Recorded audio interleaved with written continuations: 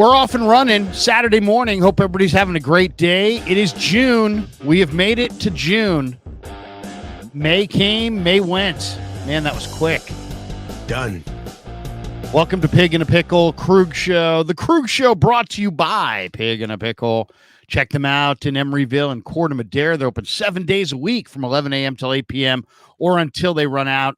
Go say hi to Damon. Go say hi to Mary. Get some Pig in a Pickle in you. You will not regret it. What a great decision it will be. Check out Pig in a Pickle. Go get the brisket chili. It's all amazing, but I love the brisket. And go say hi to Damon and Mary and tell them the Krug sent you. And we're also brought to you by Sharp Corner Sports Cards and Collectibles, 205 Cypress Avenue down in Pacific Grove, California, and along the Monterey Peninsula. Call Anthony Catania, my buddy down there, at 831-521-5264.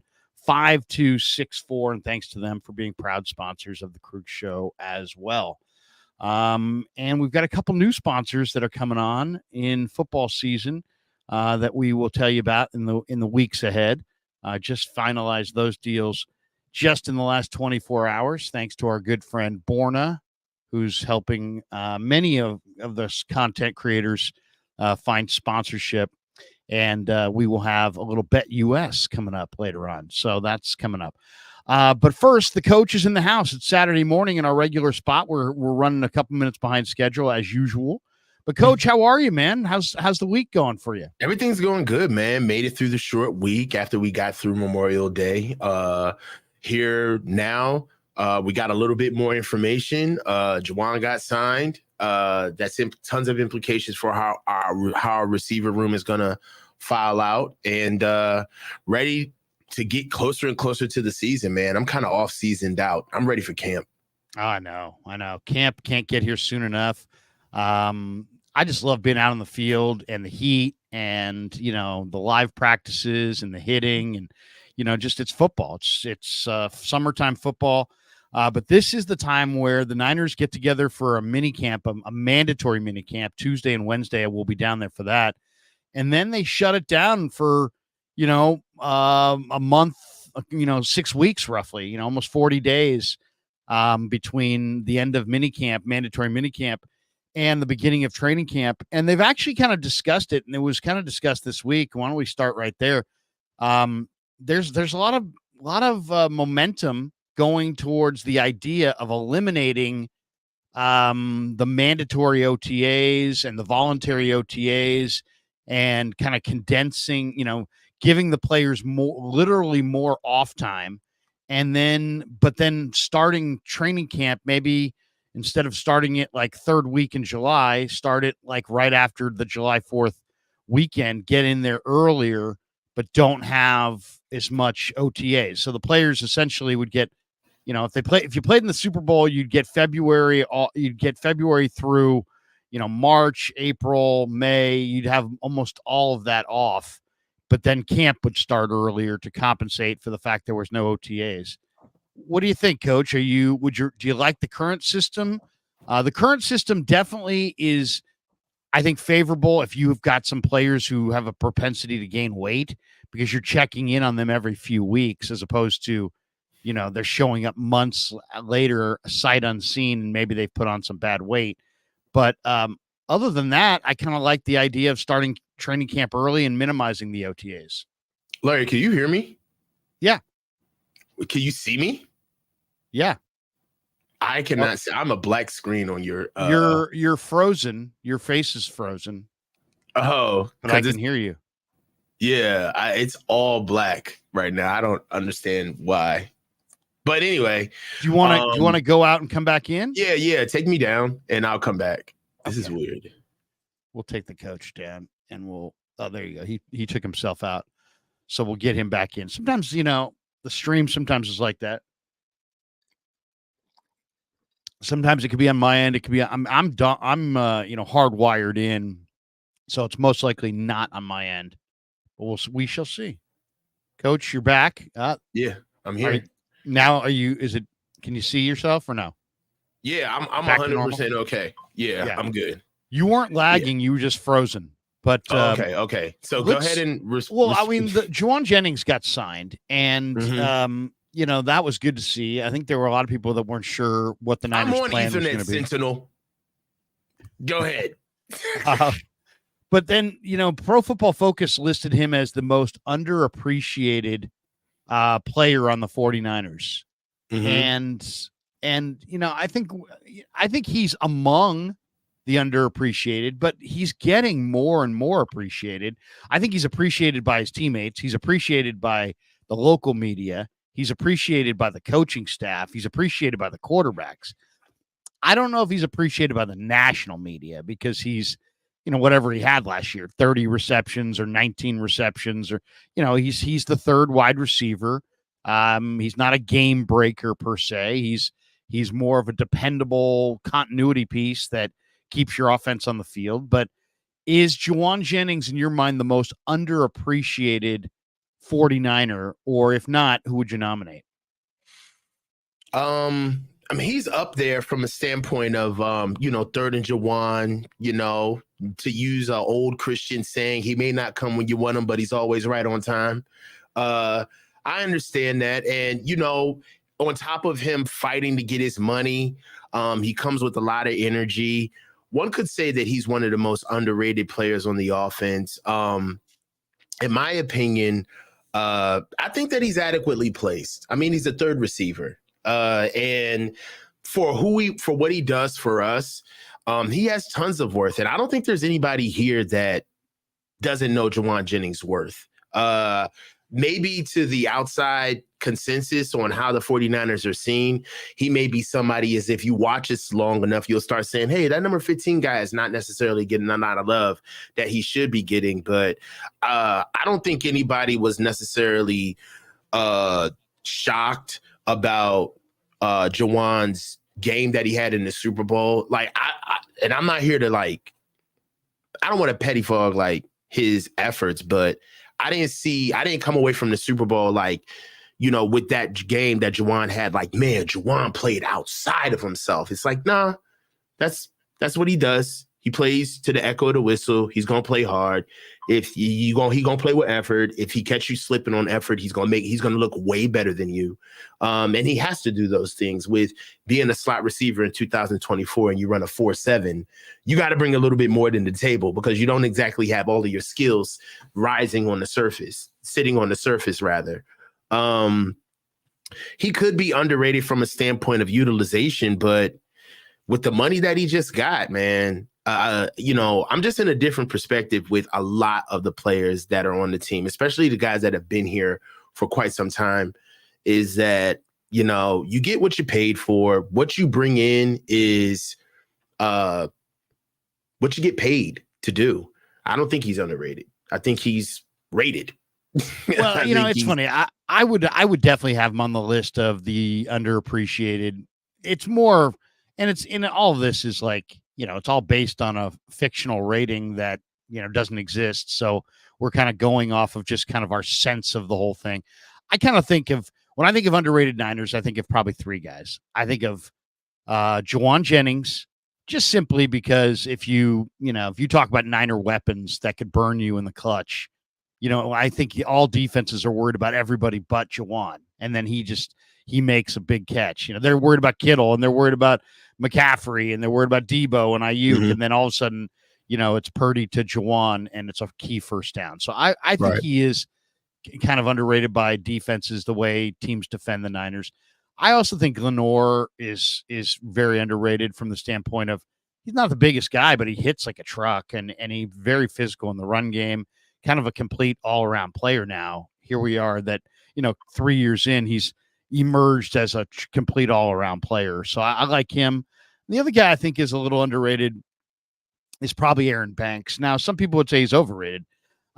He's a free agent at the end of the year, but Banks is better athlete than you think, tougher than you think, better feet than you think. Just to me, he's, I think he's solid. I really hope the Niners figure out a way to retain him long term, because I think he's one of the glue pieces on their offensive line. I mean, yeah, they run left behind Williams, but they also run left because Banks is over there, and Banks and Williams together. I think Williams gets all the love. Everybody, people can't say Trent Williams enough. without saying, oh, he's the best offensive lineman ever. And, he's the best now. And he's, all these plaudits for him. Where Banks, I don't know how Banks is not graded as highly. He's obviously not the same caliber of player as Trent, but he's a damn good left guard. He's a big bodied guy. His walk around weight is that 325 or whatever he's at. You see him right now. He looks like the same guy if you saw him in the middle of the season. So to me, Banks, Lenore, and Jauan, probably also Greenlaw, when you figure out that Greenlaw has never been a Pro Bowler. I mean, Greenlaw probably is also incredibly underrated, just from, we all know that he's great. And we almost don't even pay attention to the fact that he's never been named, an All-Pro or Pro Bowler or whatever. I mean, that to me, that's truly underrated. You know what I mean? Like the league is underrating him. I don't think Aaron Banks is underrated. I think Aaron Banks is overrated. I think that, and you're going to see when the Niners let him walk and they don't pay him when it's time for him to get his deal.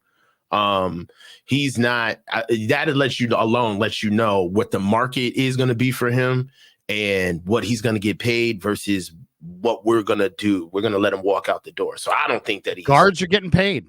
Yeah. I don't think that he's overrated. Underrated. I think he's overrated because he's not going to be nearly as much work. He's not going to be nearly close to the price tag that he's going to garner next year. He's probably going to make about $15 million a year. If you're saying he's overrated, who really worked him over? I mean, think about it.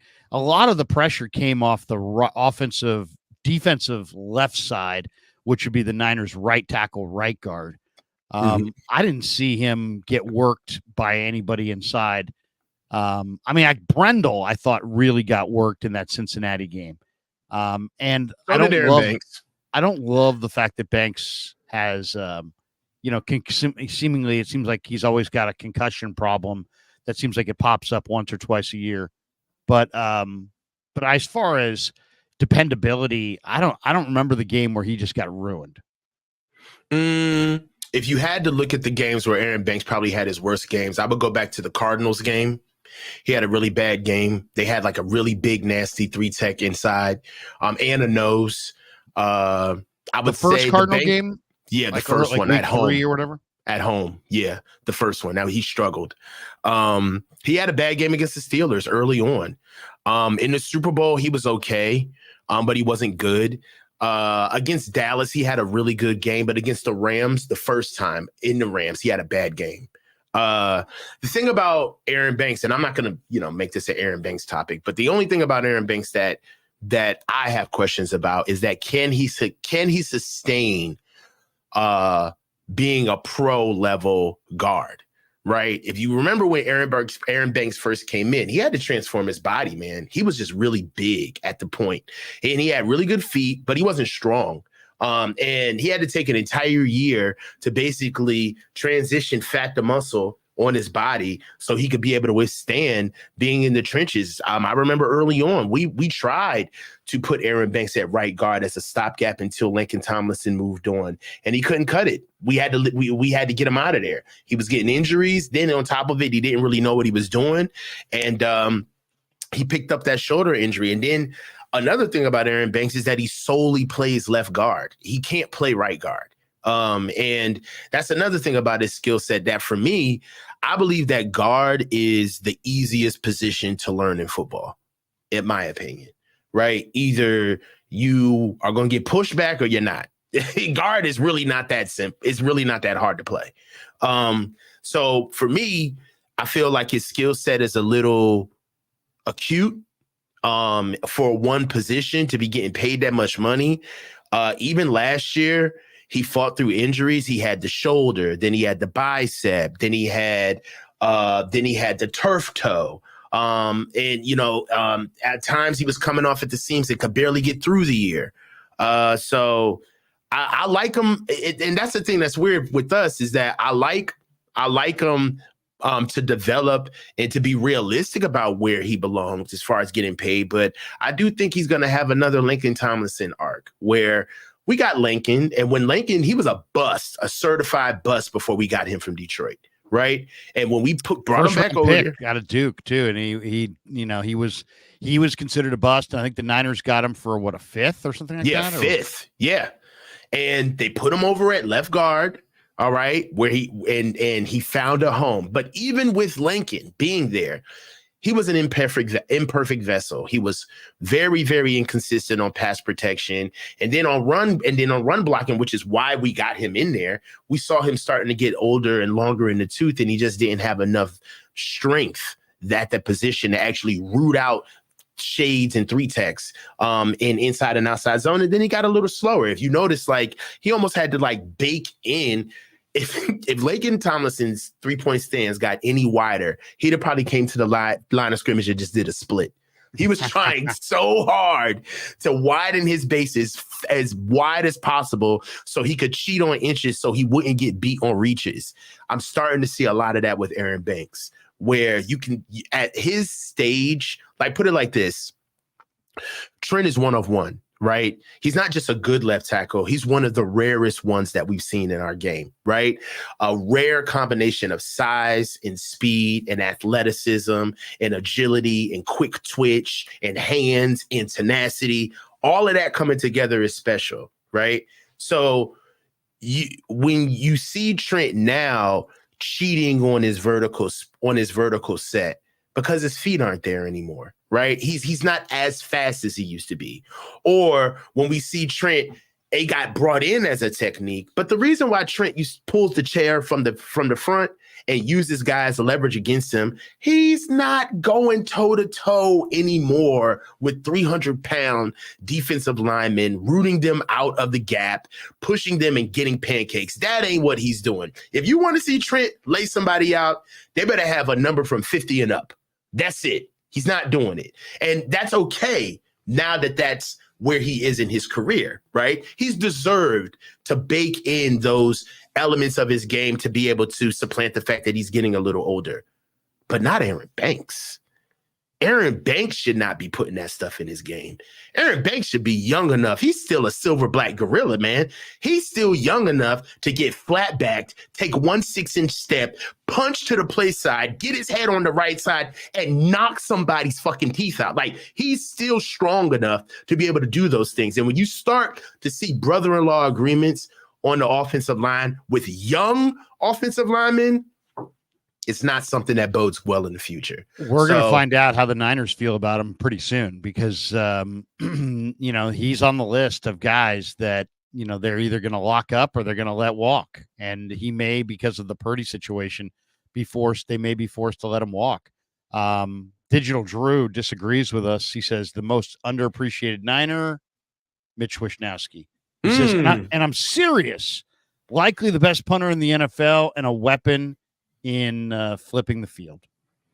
I mean, the punter is always, under. And name me an appreciated punter that's not named Ray Guy. You know what I mean? That's true.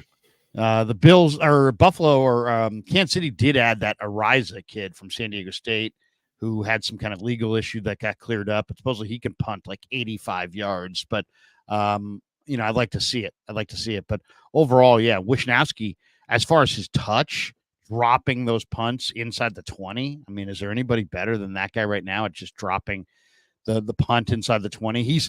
I've seen stronger legs, but as far as touch and feel for, dropping it inside the 20, Wishnowsky is absolutely a weapon. I agree with Mitch. I agree with Mitch Wishnowsky, but it's almost like kickers and punters and specialists. It's like, I don't even want to give them any type of love, because the moment they do, they're going to make an error. So it's like, I almost don't even want to mention. I do agree, though. Mitch Wishnowsky, he is lights out. If you think about it, even in the middle of like the game's falling apart, Mitch still flips that field for us. He does an amazing job. I talked to him late in the year and I asked him a question. He's like, well, your assumption is that I know anything about football, and I don't. I was like, that made me laugh. He's got a good sense of humor.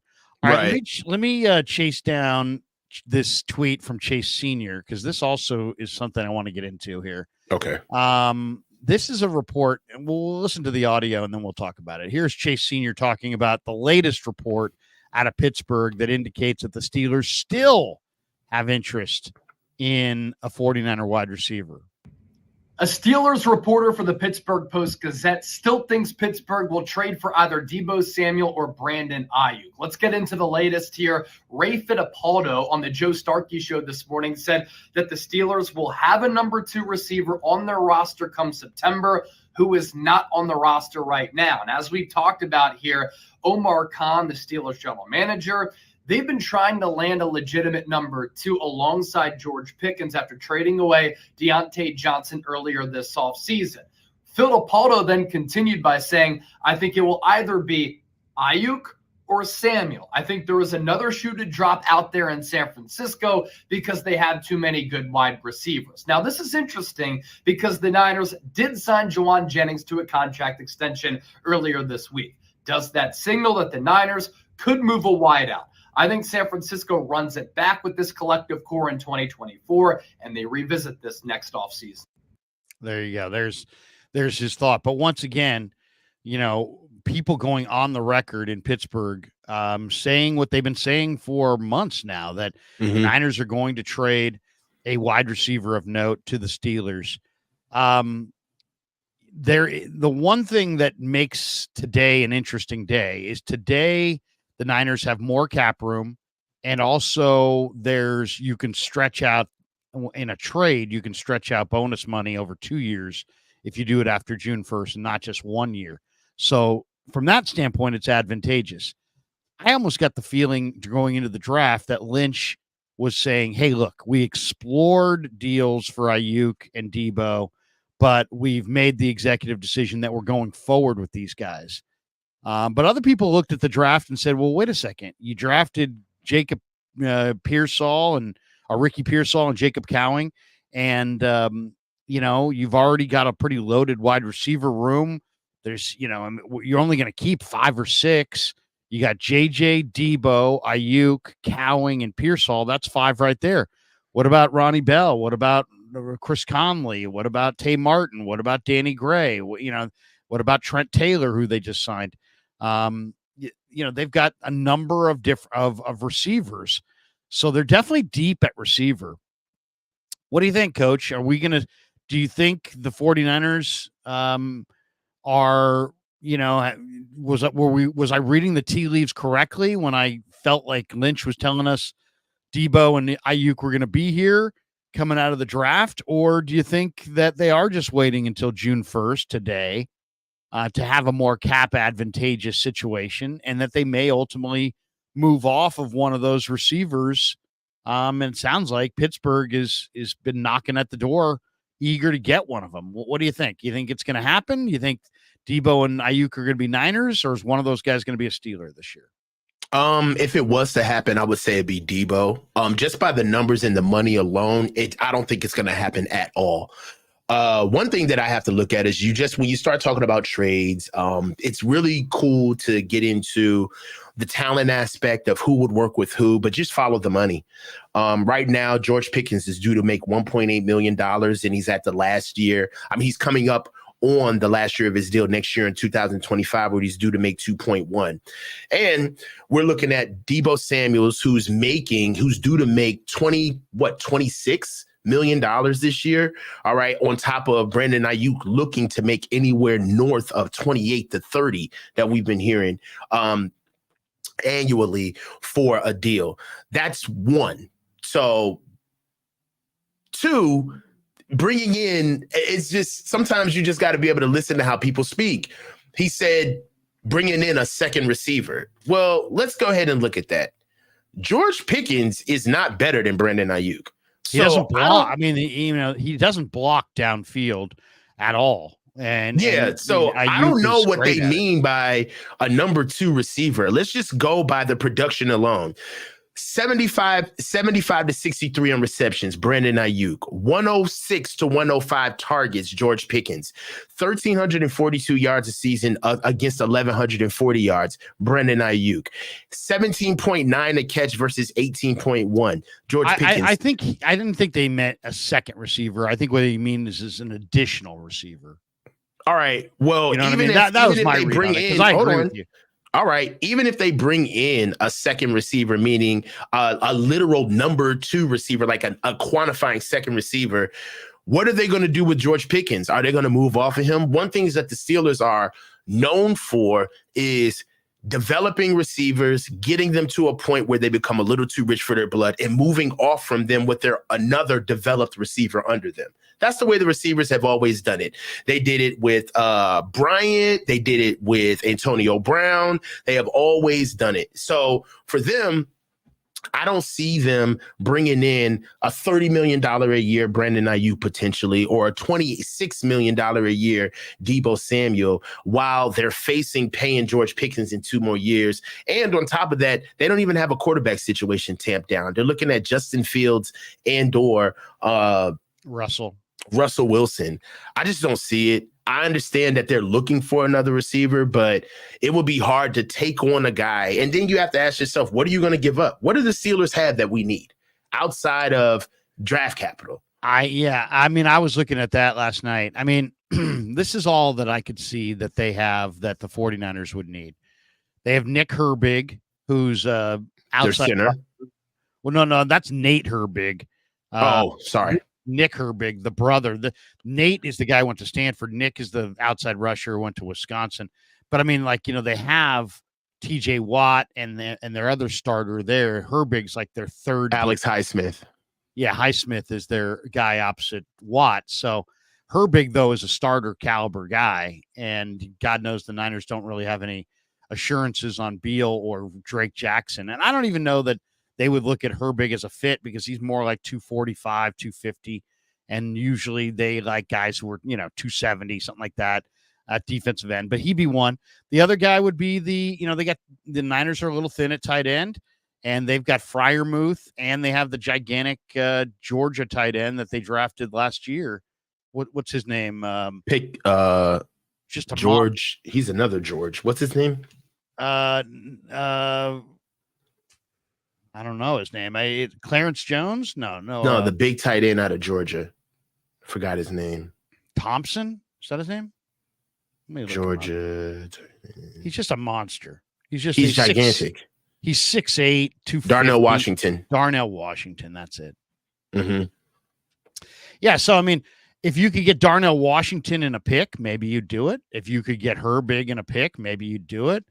And then also you have to understand that they're looking for another receiver, but that doesn't necessarily mean that that's us. T. Higgins is still out there, right?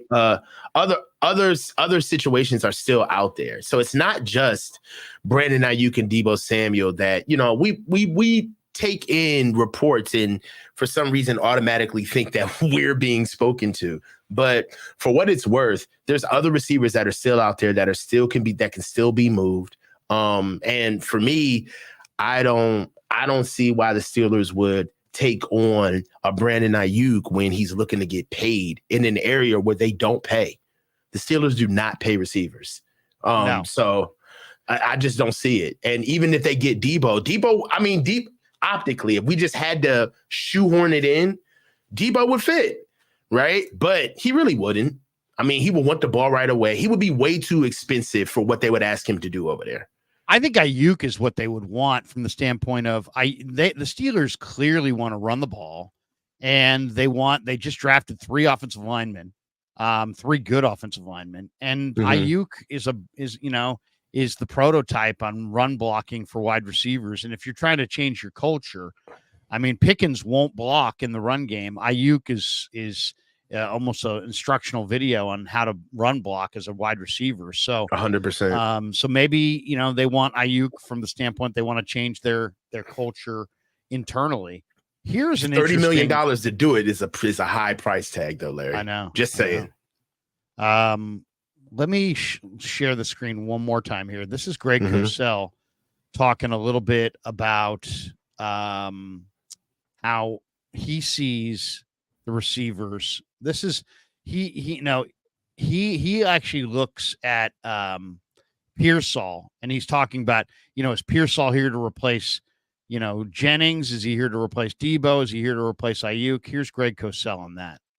I would think, and I liked Pearsall coming out, I would think he's more in line of an Ayuk type.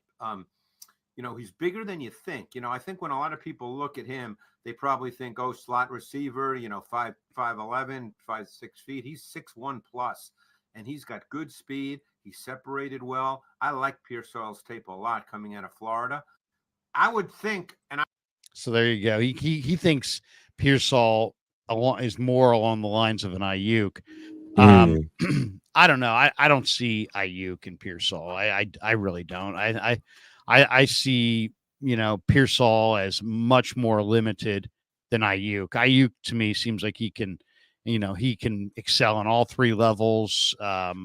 I see Pearsall as a possession receiver who can make some tough catches, but doesn't have any of the run after the catch ability that Ayuk has. I don't know. I mean, Greg Watt rolls that film back and forth. He sees more Ayuk than Debo. Debo is unique, a really unique player. He's in a lot of ways, Debo's a one of one. He is, if you like Debo, then you probably want to go get Debo because it's hard to find somebody like Debo. For every guy that's similar, there, people saying Malachi Corley. Okay, maybe.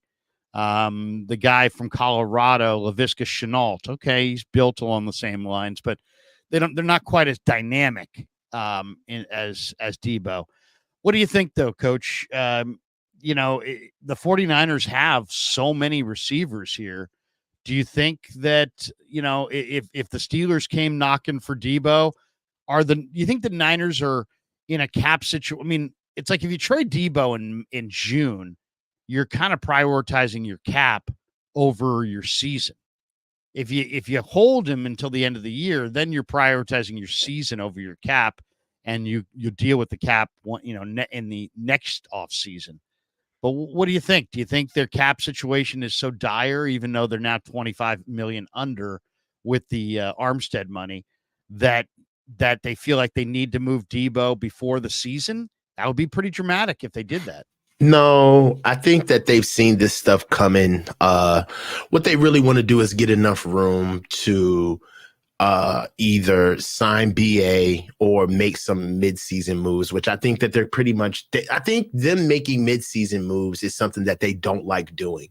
I understand that they have their eyes on the tone of the league at all times, that you have to strike when you need to.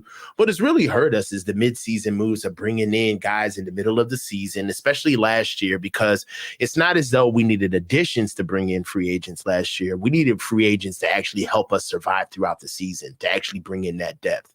I feel like we have that depth this year. There's a theme with how they acquired players throughout free agency as well as the draft, that you can tell that they're really trying to go from the bottom up, where they're trying to raise the floor, not necessarily uplift the ceiling, because they know what their ceiling is. They're a championship team. So they're really trying to raise the floor. And how you do that is adding youth, adding competition, adding depth. And I believe that that's one of the things that they're doing. So one thing with Pearsall is that we will find out what his role is pretty soon. I do believe that if he was to be here, he'd have his own role. It's hard to say that he's Brandon Ayuk or Deebo Samuel. I want to give him a chance, and I want to give him the grace to be able to see him play, so we can figure out what his skill set is. On the backdrop of real NFL competition. It's easy to say what he is and who he's supposed to be here for. I like to pose the question as if I don't know, because that's really the truth. We don't know. We don't know how he's going to be inserted into the offense until we actually see it. So right now, I think that with Debo possibly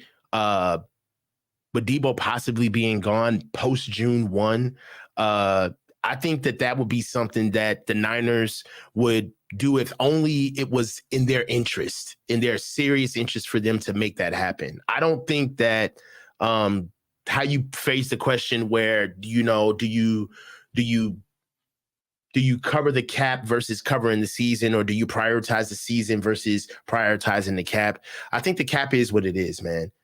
They've made space to be able to make moves, and the biggest move right now is getting BA signed. Think about it this way, Larry. No team No team has ever not started a season because they didn't have the money, because the cap situation just wasn't handled. Like, we just can't pay our bills. We're not showing up week 1. So even if we start the season with literally 1 penny left on the cap, we're good to go. Let's start the season. So it's up to them, man. It's their job to make the money happen, and I don't necessarily, this sounds bad, but go do your job, pencil pusher. Like, whip out your calculator and make it happen. Like, that's what you're here for. Crunch those numbers, make it happen. One of the weirdest stories of the offseason, I thought, was when Willie Snead started complaining about the situation and how he wasn't getting run. I'm going to share the screen here. Coach Yak is put this out on his Twitter, and this is Demo Lenore talking about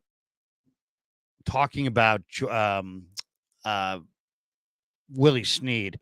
Listen to this. This is kind of interesting. Here's Demo. Let me make him a little bigger there. Here we go. I hope they bring Snead back so I can scrap him up. He just hurt right now. He in his feelings. That's why he over there talking about some. What do you say? I want to go back to the AFC North, different brand of football. Come on, we ain't gonna do that. We ain't gonna do that.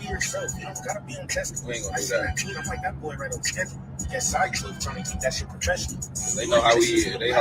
He know how physical he is in practice. So there he is talking about Willie Snead. That was weird for Willie Snead to be like, "Hey man, I got no playing time." It's like, you were a veteran guy playing out the string on the practice squad. Who exactly do you deserve playing time over? Then everybody kind of crushed him. But you hear Demo saying, "I hope he comes back so I can, so I can strap his ass up, so I can beat on him in camp." That's interesting. I thought that was kind of interesting.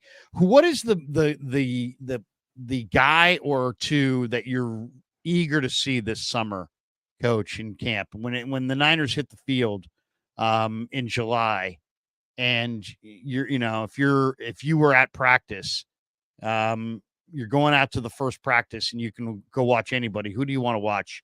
Who you looking at? I got a couple of guys that I want to see. Yeah, who do you got? I want to see Spencer Burford. I want to see Robert Beal. I want to see Drake Jackson. I want to see D. Winters and Jalen Graham. I want to be able to see. I want to see Ronnie Bell. I definitely want to see Brock. The theme here is the young ascending players. You want to see how much they've improved. They rode the bench the entire year. What else were they doing? They should come back in shape and better. Yeah. They should come back better. I want to see, there's no excuses for Drake Jackson. There's no excuses. You got to come back better. You have to come back better. Robert Beal, I understand that you may not have the same time clock as Drake Jackson, but you're about to be the next Drake Jackson if you don't shape up and start producing. We got to see what they're going to do next year. I'm anxious to see what D. Winters and Jalen Graham do. The fact that the Niners, we lost Dre Greenlaw and the Niners went crying to Eric Kendricks and eventually got Devondre Campbell. If I'm D. Winters and Jalen Graham, I feel a certain way about that, right? I want to see what Ronnie Bell and Danny Gray look like after seeing Cowing and Pearsall get drafted. This is still a competitive business, and there's only a certain amount of numbers on the bench. I mean, on the team. So, when the team acquires certain people, especially in your group, you're going to have to see that's a direct message, So and that's not I don't have the same perspective on every player that I want to see. Some players, I feel like their backs are against the wall and we haven't seen it yet. That's why I want to see it now. And then there's other players that I am excited about where I feel like they haven't got a chance to be able to show what they can do, like a Darrell Luter Jr., right? I'm excited to see what Darrell Luter Jr. can do now that he's got himself healthy. He's going to be able to get cleaner reps. He's got a whole year under his belt. And he's somebody who I always had promise for playing with us. There's just a lot of guys that I'm interested to see, but just for all different reasons, right? And then of course Brock. There's players that, I mean, if you think about it this year, there's really nobody that doesn't have something wrapped around him that you can't see. We all want to see BA for obvious reasons, right? We all want to see Fred Warner because we're going to be able to see how are you going to be able to lead this defense without Dre next to you. We're all going to be looking at Devondre Campbell for the same exact reason because he's replacing Dre Greenlaw. We're going to see what Nick Bosa looks like because he's finally going to have a camp this year. No more, it took me a couple of games to get the run started and, we weren't really prepared this game. No. He's going to have to actually come in, and we're going to have to see what he does. Deebo Samuel, come on, man. The squeaky wheel gets the oil, man. You getting paid almost $30 million a year. You got strapped in the Super Bowl. You going to come out of shape this year? Or are you going to come ready, right? Diamador Lenore is going to have to impact and stack on all of the fucking good things that he did last season in order for him to take the next level because he's going to be a free agent next year. Javarius Ward is going to be a free agent next year. He's going to be playing for a bag. Danny Gray just sat back and watched 2 receivers get drafted, and his whole career is on life support. Spencer Burford is going to have to go toe-to-toe with Dominic Pooney. We're going to be looking at Jake Brindle, Nugent, and Jarrett Kingston, and Joe Feliciano possibly starting for the going for the center position. And then we're looking at Aaron. Too. Yeah, and Ben Barch, right? And on top of it, I'm hearing that Jordan Mason is looking really good. He looked really good. Yeah. So, and we're sitting here looking at, is CMC going to still toe the company line and be the Boy Scout player that wants to have all of the reps when his money is in flux right now? We got to look at what Talanoa Hufanga looks like coming off of that injury and how Malik Mustafa is going to push him.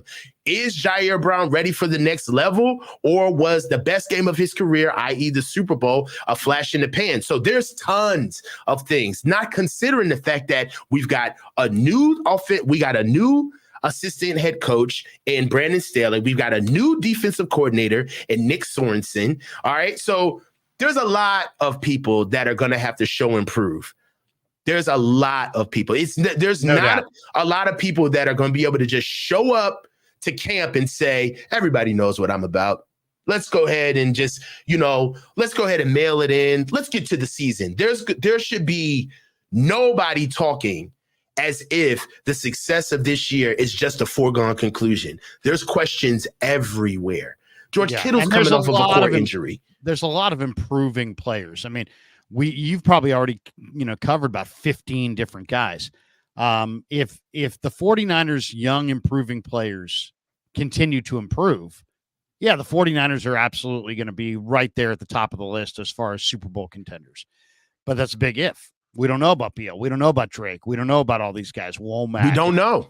No, we don't know. We don't know. I mean, how many of these guys are going to take steps forward? How many of them are just going to kind of, drift away? I'll say this, from watching minicamp, the guy who really stood out. Now, to me, in minicamp, I'm looking for just guys who, I'm not looking really hard. Why? Because they've been away for a while. I'm looking to see who really just jumps out. You know what I mean? You shouldn't have to look hard to see improvement. You should be able to see with your own eyes, who looks dramatically different, because that's what I'm looking for. I'm looking for who looks dramatically different. The guy that looked dramatically different to me was Darrell Luter.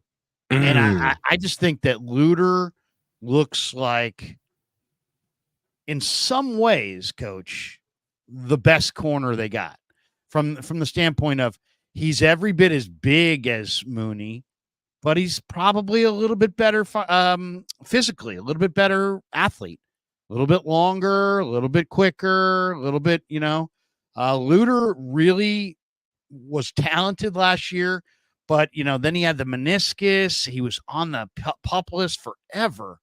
And then they he made that nice play on coverage on special teams on Thanksgiving in the Seattle game. He played a little bit of a role down the stretch, but not much. But man, he looked at minicamp like he's going to absolutely take it to another level. Like if you said to me, what does he look like? He looks like he's the starter outside opposite Mooney with Lenore inside. I know a lot of people say, well, it's, a lot of the depth charts I'm looking at show Mooney and Lenore outside and Renardo Green inside. And Renardo Green did look good, but Luter is just a physically dominant player. He's long, he's athletic, he's strong, he's fast, he's confident. To me, he was the guy at minicamp on the defense that was noticeably better.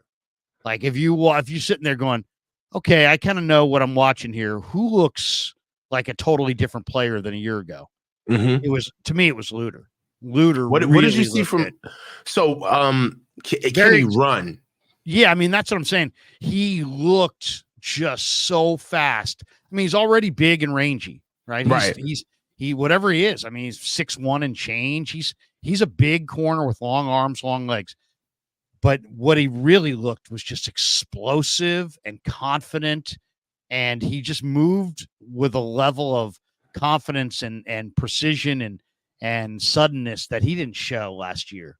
So last year, I think he was a polished player that played a lot of press man, but didn't play a lot of zone and didn't play a lot of off man. So it looked like, okay, hey, maybe they're going to use this guy as a press man corner. And they did when he got in there, but he just didn't. It's like, always being behind the rest of the students in a class. It's hard to catch up. That's what it looked like for him last year. It's like really athletic guy who just kind of was behind everybody. Daylight dollar short. Yeah, just never quite caught up to the group. But if you watched him on the minicamp field, you're like, whoa, this guy looks like the most dominating corner they have. He's just big and fast and rangy and sudden, and he looked great. He looked absolutely great. On the offensive side, I thought the guy who looked great was Jacob Cowing. I mean, okay. Cowing has earned the trust of Purdy. He has 4.38 speed, but he plays to 4.38. Like Vernon Davis ran 4.37. He never played that fast. He just didn't. Never. But this guy is 4.38 and he plays that way. He gains separation. Vertically, he gains separation. Purdy loves to throw the ball down the field, and this guy's going to create separation, and he's got the trust of Purdy. So I think Cowing is going to go off. I think Cowing's going to give them an element they don't have. I'm very excited about understanding how these guys are all going to, basically please Kyle, find their way into the offense, how these guys are going to be able to find their way onto the field and create worth for themselves. This is the most exciting time of football for me because this is where there are really no starters, right? If you really want to be able to make a name for yourself and push through, this is the time. I understand that he's 5'8", man. I get it, Sentinel, but the holes open up east and west, not north to south. I mean, at the end of the day, if you can move and your actual skill set pops on film, that's something that is invaluable. One thing that I'll say for Jacob Cowing is that for his stature, he was a leader on his teams that he was on. So this is another guy that's coming in from a package role, but knows how to lead. And one thing about leaders is that they're phenomenal followers. In a sense, you can almost look at his track, well, not the same skill set, obviously, but his track with Jauan Jennings from his perspective of Jauan was a senior, a big time leader at the University of Tennessee, one of the guys that they counted on in big games to be able to move the chains. And that's another guy that we have in Jacob Cowing. I'm excited to see what he does. And I just want to see where his skill set fits in. And also, shoot, man, iron sharpens iron, man. I know this is a little off topic, but I feel like Jacob Cowing is going to push Danny Gray. And it's time for him to shit or get off the pot. I'm ready. It's over with Danny Gray. I need to know what it is. And this camp will be the one where I feel like, in a way, he's shown deficiencies and he's struggled and he's had issues with developing and being consistent. But one thing that I feel like has always gotten Danny Gray past is that he's so unique with his skill set because there's really nobody else on the team that can do it's what like he does. A baseball reliever coach who throws. He gets away with it. He's like the baseball reliever who can't throw strikes, but he throws 100. Yeah. And so you don't want to get rid of him. Why, dude? This guy's throwing 102 miles an hour. Yes, 102. It's like Danny Gray, and believe me, I've talked to Danny Gray 15, 20 times. Mm-hmm. He's solid. I mean, he's like a solid guy. He's not. Mm-hmm. He's not like one of these guys. Not afraid. He's solid. He's taken some hits and he's had some injuries, but the scholarship has run its course, and now your scholarship's done, man. You're no longer on scholarship. You run 4.3 and you get picked in the 3rd round. The head coach is going to try to protect his pick, and the general manager is going to try to protect his pick for a year. For 2. He's had that year or 2. He will not be protected this year. He will not. And I think that guys like Cowing and Ricky Pearsall, and then even in a sense, Ronnie Bell, like this is going to be pretty much the most competitive wide receiver competition that we've seen in quite some years this camp. Well, somebody's going to get traded. I mean, that's the thing. I guarantee you the 49ers are going to trade a receiver. Now, I don't know if it's going to be Jennings, Ayuk, Debo, or if it's going to be somebody like Ronnie Bell or Tay Martin or Danny Gray. But they've got too many receivers and they're too good to cut.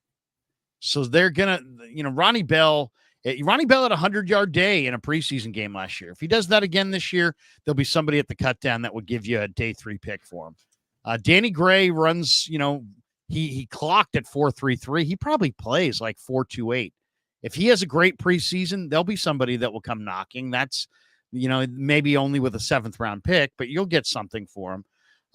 But that to me is going to be to me, the most interesting spots are corner, wide receiver, and running back, because you've got on paper, 6 or 7 running backs. I mean, I'll tell you the other guy that kind of looked good to me, and I don't want to overblow it because it's mini camp, but the Green Bay running back that they signed, Patrick Taylor.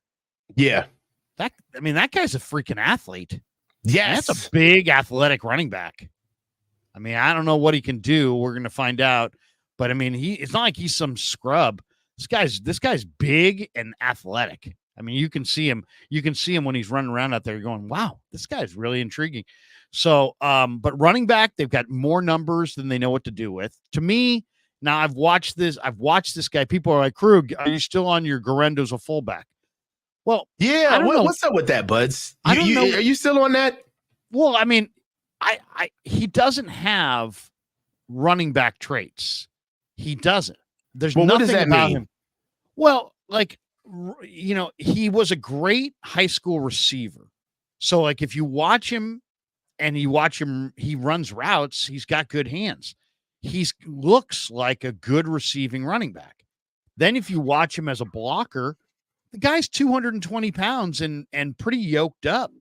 So it's not like he can't help you as a blocker. This guy can really help you as a blocker. This guy can. Have you seen him block though? Not just the body, but have you seen him do it? I mean, on his college tape. I mean, we're not seeing real blocking yet, like we will this summer in camp because when the pads come on, right? But yeah, no, I went back and saw some. I tweeted out an example of his stonewalling some defensive end. So I've seen him block and I've seen him catch. But what I haven't seen is just what I've seen already from Schrader, what you see from running backs is that, the outside zone, stretch run game where you kind of pick and slide, you find that opening, you cut it back. I haven't seen any of that. I haven't seen any ability to pick and slide and find a hole and slither through the cracks of a defense that all running backs have. I haven't seen it yet with Gendo. He looks to me, Coach, like a trap runner. Like if you want to, he's a high runner. He runs high. He runs high. He's going to take some hits. He exposes his torso, but he's powerful and he's fast. But he's kind of like that guy that he's a trap runner. If you can open a quick hole and he can get through it, then you've got a 220-pound, 6'1" running back at the second level with a head of steam. And then he looks kind of dangerous. But as far as like what the Niners ask their running backs to do, like run to the edge, find the cutback lane, put your foot in the ground, cut it back, and go. He doesn't. If he can do it, he might be able to do it. I see him run. He seems stiff. Is he flexible? He just seem like he's got any lateral, explosive. Like he's explosive in a straight line, right? But he doesn't seem at all explosive as far as your girdle and keeping. You put your foot in the ground, you sidestep a guy, and he doesn't seem like he has that shift. Like all great running backs have shiftiness. They're shifty. They maintain balance. Hold on. Adrian Peterson was not shifty. No, but Adrian Peterson had some. Now, come on, now there are thoroughbred backs. Terrell Davis was not shifty. You know what I'm saying? Like there are thoroughbred backs where they just want to get out and get in the pasture and go. So I understand that those guys had more. Those guys had more pick and slide than this guy. Huh? I know what you're saying, but those guys still had more ability to pick and slide and slither than this guy. This guy looks to me like throw it to him in space, he can make a guy miss, and then he's straight line down the sideline. Or, get him on a trap, get him on that second level, get him through the line of scrimmage, and then he's big and physical and rolling downhill. But he doesn't Cody Schrader had a run the other day at minicamp where he literally, picked, went to the right, then saw the defender kind of step up and set the edge, took one slithering cut inside, and still, ran 25 yards down the field. I haven't seen that from Gendo. Now, we haven't seen a lot. I got to be honest. It's very limited reps in minicamp that we've seen him on the field, period. But he just doesn't seem like he has running back movement. He's athletic. He's big. And he looks like he could be really dangerous as a special teamer, as a return man, as a receiver, as a blocker. What's his acceleration like? How does it? I mean, what does it look like once he puts his foot in the ground? Is he gone, or does it take him a while to get going? He's got really big lower body, and he's just it's like a thoroughbred. He's just got very powerful legs. And when he gets 2 steps, 3 steps, it's like, whoa, look at this guy at 220 pounds. That guy's moving.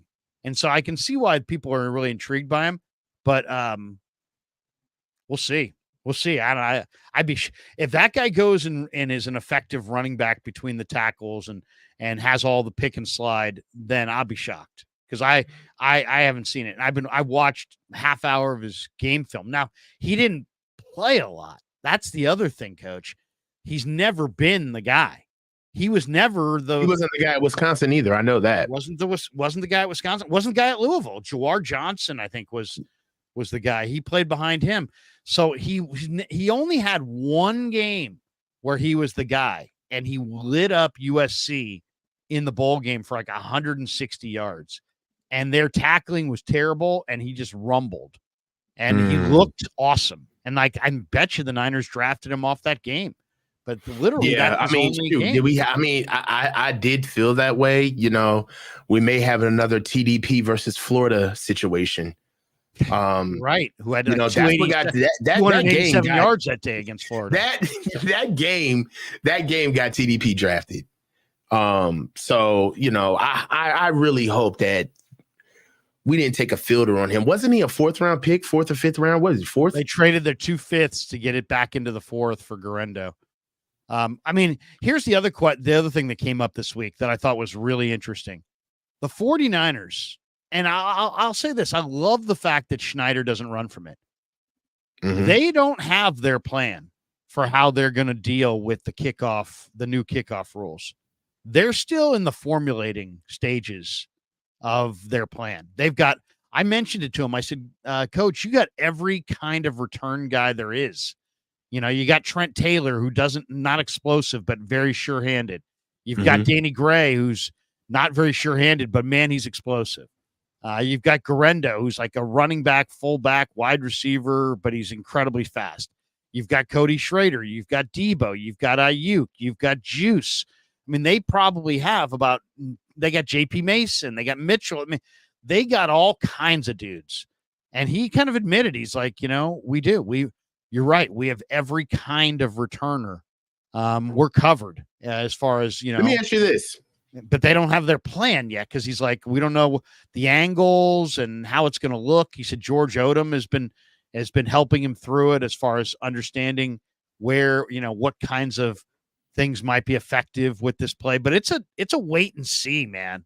The NFL made a dramatic change to the rule book, and it's a wait and see to see does every team go for the sure-handed Trent Taylor and just not want to fumble, or do they go for the big play guy? Do they go for the tackle breaker like a Gendo potentially? Do they go for a running back who's shifty? They go for a speedster? I don't know, because the angles are different and it's not at all like the old kickoff. Look, man, it looks like you just have the ball and you're running, and guys are not running at you at that crazy rate of speed like they used to because they're not coming from as far. So the angles and the speed, everything about the play is different than what it was. So it's like, who's going to excel? The coaching points from it are different too. I mean, yeah, I haven't touched it, but it's a whole new world. What they're probably doing is, you know, what's probably happening is that football is all about just outsourcing, just like any other organization is. And they're probably, I'm going to tell you right now, there's probably an XFL special teams coach. All of these boys are loving this because they're probably getting so many retaining and consultant fees from sitting in with NFL teams and telling them, hey, this is what we did. This is how we looked over it. This is how we coached it up. This is how we taught it. This is how we scouted against it. You know, so you know how it is. And when there's something new into the game, what was it? Remember when RPO first came into the league back in like 2010, I believe? Bill Belichick flew out to Oregon, sat down for a summer just to learn it. So what about the Wildcat quarterback? Remember that? Oh, Miami with Ronnie Bell, Ronnie Brown, and the Raider coach who's no longer with us, who buried a football at the practice facility. And, you know, what was the guy? I forget the guy who coached for Miami for a while. He's sadly no longer with us. He used to wear the glasses. Yeah. I forget his name. I want to say it's like an Italian guy. Yeah. But I forgot his name. But he was, you know, big on the Wildcat. Yeah, I mean, there's always going to be wrinkles, but this time, this play's so unique that they're still like, you could see Schneider, who's a veteran special team coordinator. Tony Sperano, that's it. Yeah, he buried a football on the practice facility. Yeah, at the practice facility in Alameda. But, you know, they don't know exactly what they're going to get. The other thing I thought was interesting this week is Chris Foerster came out, and this is the offensive line coach. What did you think of this one? The offensive line coach for the Niners came out and said that he prefers to draft not offensive linemen, but skill position guys in rounds 2, 3, and 4. He said that basically you can find game breakers in the 2nd and 3rd and 4th round at the skill positions, but you can't find difference-making offensive linemen in that category. So he's like, you know what? We can find offensive linemen later that fit our scheme. So Foerster, I think, is probably the impetus behind the 4 guys they did add, right? It sounded like he, you know, has a lot of say in what offensive linemen the Niners draft. And it sounded like he kind of signed off on, hey, we're not going to draft offensive linemen high because we're going to invest those picks in receivers and running backs and that kind of thing. What do you think? I mean, I don't know. I mean, all right, so let's just convenient. Let's just go through it. Trent Williams, what round? First. Pick 4. Joe Staley, what round? First. All right. Mike McGlinchey, what round? First. All right. So let's just let's peruse around the league. All right. Lane Johnson, what round? First. Okay. Let's go with tackles are almost always in the first, and not only in the first, they're usually in the top 20 picks of the first. Okay. All right. So he doesn't want to do that. Let's go to the best guards. Best guards. What's Quentin my man? Nelson. Quentin Nelson's the best guard, I think. Quentin Nelson. First round pick. Joe Bitonio out of Cleveland Browns. I don't think he was not a first. I'd say he's a third. Yeah, he damn sure wasn't no 5th or 7th round pick, 6th round pick. I know that. Right. I think it's pretty rare. I don't know that. Where did Zach Martin get drafted? Guys. First round. Okay, Chris Lindstorm from Atlanta, the guard. Maybe high 2. Come on. He could have. You want to go with Kevin Zeitler for the Ravens? He's been around for a long time. 11 years. I would say second. Shaq Mason. He might be low. He might be 4th round. Elijah Vera Tucker. First round. Like, here's the thing. The Niners going back, way back, well before Foerster. Going back to McKittrick. They didn't draft offensive linemen very high. They drafted Harris Barton in the first round until Harris Barton went in the first round in like the late 80s, early 90s. By the time the Niners went first round again in the offensive line, it was Yapati and Anthony Davis, 20 years later. So they always kind of made do with lower round picks. And I understand what he's saying, but they did take Pooney in the 3rd round. They did take Banks in the 2nd round. How he's even saying it doesn't matter. Doesn't make sense.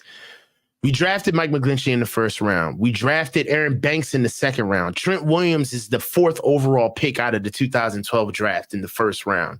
All right, Mike McGlinchey got drafted in the 1st round. I don't see Pooney just got drafted in the 3rd round. And there was reports that we should have taken a tackle in the 1st round if we didn't have this receiver business that we were dealing with. I don't see it. Like, I understand. I think what his point is that the blue chip guys like Trent, those guys go high in the 1st round. And if you don't have a high 1st round pick, according to Foerster, you'd be better off using those picks in the 1st, 2nd, 3rd, 4th round on skill position guys, and then getting your O-lineman prospects that you like later. That's fine, but we need a little bit more. It's fine as an approach if it works. If you can look at your line and say, yeah, you know what? This guy's great. Jordan Mailata, for example, for Philly is a tremendous offensive lineman. And I don't know what round they got him. I don't know if he might have been undrafted altogether. I don't know, but he was not a high pick, but they got a great player. Okay. If Burford were playing at a really high level, instead of Burford's kind of struggled in and out of the lineup, if Burford were awesome, then maybe you could say, hey, you know what? I see what he's saying. He got Burford in the 4th round, he got McKivitz in the 5th round. And let's just say Burford and McKivitz were really playing great on the right side. You could be like, hey, the right side of our line's a 4th and a 5th round pick. But the reality is that Burford struggled in year 2. McKivitz struggled from time to time this last year. And I don't know that Banks was a 2nd rounder. Your only good linemen that you can really lean on are Banks and Williams. They were 1st and 2nd round picks on the left side of your line. Brendel is a street free agent. I think Brendel's pretty average. Feliciano is a old war horse, but he was not a high pick. He might have been like a 6th round pick when he came out of Miami. McKivitz was a 5th. Burford was a 4th. Now Pooney's a 3rd. I'm just saying, I understand what he's saying, and I'm not going to fight him on it, but I need a couple more examples of late round guys that have been really successful for the Niners along the offensive line recently before I'm going to sit there and say, oh yeah, yep, that's the plan. You know what I mean? I want to be able to see the guys that came in late and completely turned it on for us, became a starter, and we set it and forget it. Because that's the mark. Let's not talk about great, good, whatever. A good offensive lineman, man, is somebody that you could stick in the position and say, all right, grow there. You're good. You can grow at the position and show development for years to come. Everybody that we have at that offensive line position has some type of transient element to why they're here. Trent is too old. He's on his way out. Banks is getting a little too expensive. And then the rest of the guys are just a hodgepodge. I don't see anybody that we picked up late that came in and is an automatic starter for us. Like, I don't see that. To me, if you're gonna have that philosophy of like, hey, you know what? There's blue chippers up front, and then everybody's just a guy, and you should wait till the 4th or 5th round. If you're going to have that kind of philosophy, I almost like the philosophy that they showed when they traded for Tomlinson. I'd almost rather find an offensive lineman that was drafted in the 1st or 2nd round with expectations, kind of bombed in his first spot, and now you're giving him a second go round. I mean, like Laken Tomlinson. I like Laken Tomlinson, and if they had found, somebody was saying, the Tampa may trade Tristan Wirfs, that there's a couple offensive linemen out there that may get dealt, this summer. And some of them are offensive linemen that, were drafted high and haven't necessarily fulfilled potential. You know what the problem is? The problem is that he's just getting away from, like the coaching side of this, where it's like, offensive linemen are like running backs, man. Either you got them or you don't. Like, and when you draft a guy high, if he can't play right away, all right, then essentially it's a wasted pick. But the 49ers offensive scheme with the wide zone, it takes time. All right, and it's not something that even if you have the skill set, you're necessarily going to be able to just pick up and run with. So that's why they prefer to get younger, cheaper guys where, to be honest, the younger, cheaper guys used to be synonymous with weight. Remember that, Larry? Football used to be so preoccupied towards running the ball that if you were an offensive lineman that was anywhere around 300 pounds, you were deemed undersized. You were deemed small, especially at 290, 295 pounds. You were a center, maybe at 200 anything back in 1990, in the 1990s, in the late 90s. So for also one thing that they were finding is they were finding guys who had the talent, but they were just undersized.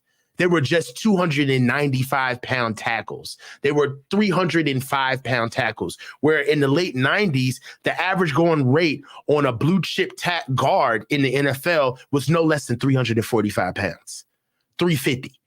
So what they've done is they still are using the same regulations on what they need to do to go find those linemen, but the talent ain't there because the skill set has changed, where average linemen right now are weighing 315, 320. So even if you get a late round guy, he's still going to be a lesser talented player than what you usually were going after 20 to 30 years ago. So I understand the ROE, the rules of engagement that they've had around scouting the position. And it's really cool for Coach Foerster to still kind of like hold the guide on, if you will, to carry the banner. But that's like asking somebody who does work. It's like, you know what I'm saying? Larry, you're in radio. It's like you come in here and you're like, no. I don't want the best mics. I want that shitty mic over there in the corner. Give me that mic. And I don't really do well with the best computer. I'll take that typewriter over there because that's when you get the most consistency. You don't got to worry about all that electricity. I get to type with my hands. Like, come on, dude. Like no coach, what coach says, I like it when I get lesser players with lesser value of talent because that means that I could really do something with them. Like, come on, man. Fuck out of here. Like, stop. It makes you wonder. It makes you wonder. Some guys don't want to pound the table and speak up in the draft room because they don't want to be accountable for the pick. So it's easier to just sit there and blend in the background. Maybe Foerster feels that if maybe he feels like if he demands first round offensive lineman, that he won't be as popular with Shanahan. If you ask me what is being revealed in that comment from Foerster, I think what's being revealed is Shanahan's impatience. I think Shanahan is incredibly impatient. And that's why he doesn't like rookie quarterbacks for the most part. And that's why he doesn't like, that's why Mike Shanahan didn't like rookie quarterbacks for the most part. And it's why they don't like rookie offensive linemen for the most part, because it takes time. You know, you got to develop these guys, and they fail a lot initially. So if you said to me, what are we hearing when we're hearing Foerster say, hey, you know what? I'd rather go position players when the guys who handle the ball. Okay, maybe that's a philosophy, but I think it reflects the impatience of Shanahan. I'm going to give you an example. The Steelers, I thought, had one of the best drafts of anybody in April. In my mind, somebody said Vince Wilfork was 325. Try 365. I'm 350 now. Are you serious? Yeah, I mean, Vince Wilfork was a huge man. Vince Wilfork damn near played at 400 pounds. He was a monster. He was every bit of 350. Like, we gotta stop, bro. I'm like looking at the chase. But my point with the offensive line is that I just don't think that the 49ers, they're in their Super Bowl window. They don't feel like they ever want, like the Steelers had, in my mind, the best draft. They got the best center in Zach Frazier. They got the best guard in Mason McCormick. They got the best tackle in Troy Fatanu, who's ready to play. They got 3 awesome offensive linemen. But they also may have a kind of a disappointing year, because offensive linemen take time to develop. And are all of a sudden those 3 guys going to hit the lineup and just all of a sudden just start mauling people? It's probably going to take a year or two. Now, 2 years from now, they could have the makings of a dominant offense with the line being the strength. And I really think that's where they're headed. But it doesn't mean it's going to be this year, despite the fact they got 3 awesome offensive linemen. So I just think the 49ers are looking at their situation going, you know, we need to be better this year. Well, we get Pearsall, we get Cowing, we get Gendo, we get Schrader, we get all these guys who touch the football. We're going to improve. Mm-hmm. And yeah, we'll get some offensive linemen, but they're going to be developmental guys anyway. So we'll take them on day 3. Now we'll see how it all works out. But I think that's what I think they're looking at. So they go after. Yeah, I feel like we're the only people that do this. Bring in 5th round and 6th round offensive linemen and automatically say, well, they need time to develop. Offensive linemen no. They got drafted there. The only time offensive linemen get drafted in that area of the draft is when they're known to be backups. They're going to be a backup because we already know what your skill set is, right? You're not just going to all of a sudden get stronger going to the NFL. It doesn't work that way. Like, there's some absolutes in offensive line and defensive line. You are what you are at some point. And if you get drafted that low, there's either something where the team is looking at you and saying that you are going to be a good backup for us and we could develop you into a strong backup, or they found a diamond in the rough and they're saying, no, the league's wrong about this kid. The scouts are wrong about this kid. He can play for us right away. We believe in him. But bringing in somebody that you automatically have to develop into a starter, that's not a thing in the offensive line. There's no. I just don't like the fact that that's not a thing. Like, tell me where offensive linemen get. That's like saying this running back really needs to get his cuts in, and he can really. He can play or he can't. He's a running back. You know, so it's the same with offensive linemen. Burford played as a rookie, he played pretty well, then didn't really play as much as a second-year player. So it's hard to say exactly what they're going to get. But for me, like, if the Niners offensive line was not one of the higher rated offensive lines, and if you look at them interior wise, they were 28th in the NFL, Pro Football Focus rated in the interior of the offensive line. So Banks is going to come back. He's going to start. The other 2 spots, I'd like to see there be turnover, to be honest. I know Brendel's got tendonitis in the knee, and there's Barch, and there's Nugent, and there's Pooney, and there's all these different other guys. I would like to see them upgrade center and upgrade right guard and play Feliciano off the bench. And so let Pooney and Burford battle it out at right guard. And if they got to share it, let them share it. And I would be looking to move Nugent or Kingston or Zakel or, Barch. I'm looking to see if I can, have a good competition at center and move out Brendel, because to me, Brendel and your center and right guard were their weakest spots. And to me, that's where I would want to inject some new players. And if they can't, if it's another year where it's like, well, we like Pooney, but we like Burford, but we're going with Feliciano and we're going with Brendel. We like Nugent, but we're going with Feliciano and Brendel. I got it. It's like, I'd like to see them go with some younger, higher upside guys and take their lumps early, than go with guys that they know are going to be kind of lacking just because they're a little bit more polished than some of these rookies. Yeah. I want to see some change. I want to see some upgrades on that offensive line. I don't think you can upgrade the offensive line by bringing the exact same group back. Well, there is something to be said about cohesion. They've gone to an entire Super Bowl together. So they got a full season plan together. And that's one thing that I will say. I take cohesion over talent all the time, especially for offensive line, because they know how each other play. Now, that right guard position is a position of need. They struggle there. So I can see why they brought in Pooney to be able to see what they can do over there. But there is a world where Pooney could really be here for Aaron Banks, and they're okay with Joe Feliciano and Aaron Banks slugging it out for a competition at right guard.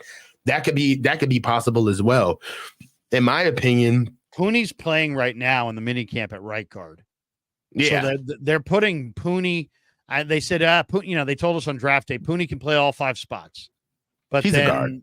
They're now that they're kind of honing in on it, they're like, he's a guard, and they're playing him at right guard. So I hope he's a starter at right guard. I hope he is. Yeah. I mean, I want who wins. If Joe Feliciano beats out Pooney, it's going to suck, but I want Joe Feliciano to start if he beats him out. I just want open competition and to mix it up. That's all I see. And I feel as though we do get a little frustrated when we see kind of like a brute force approach where we feel like there is no competition. Guys are just playing there because that's how they feel about the guys that need to play there. Right guard is going to be an open competition that I want to see, as well as center. We talked about it, but those are the only 2 positions that I see actually, having some movement.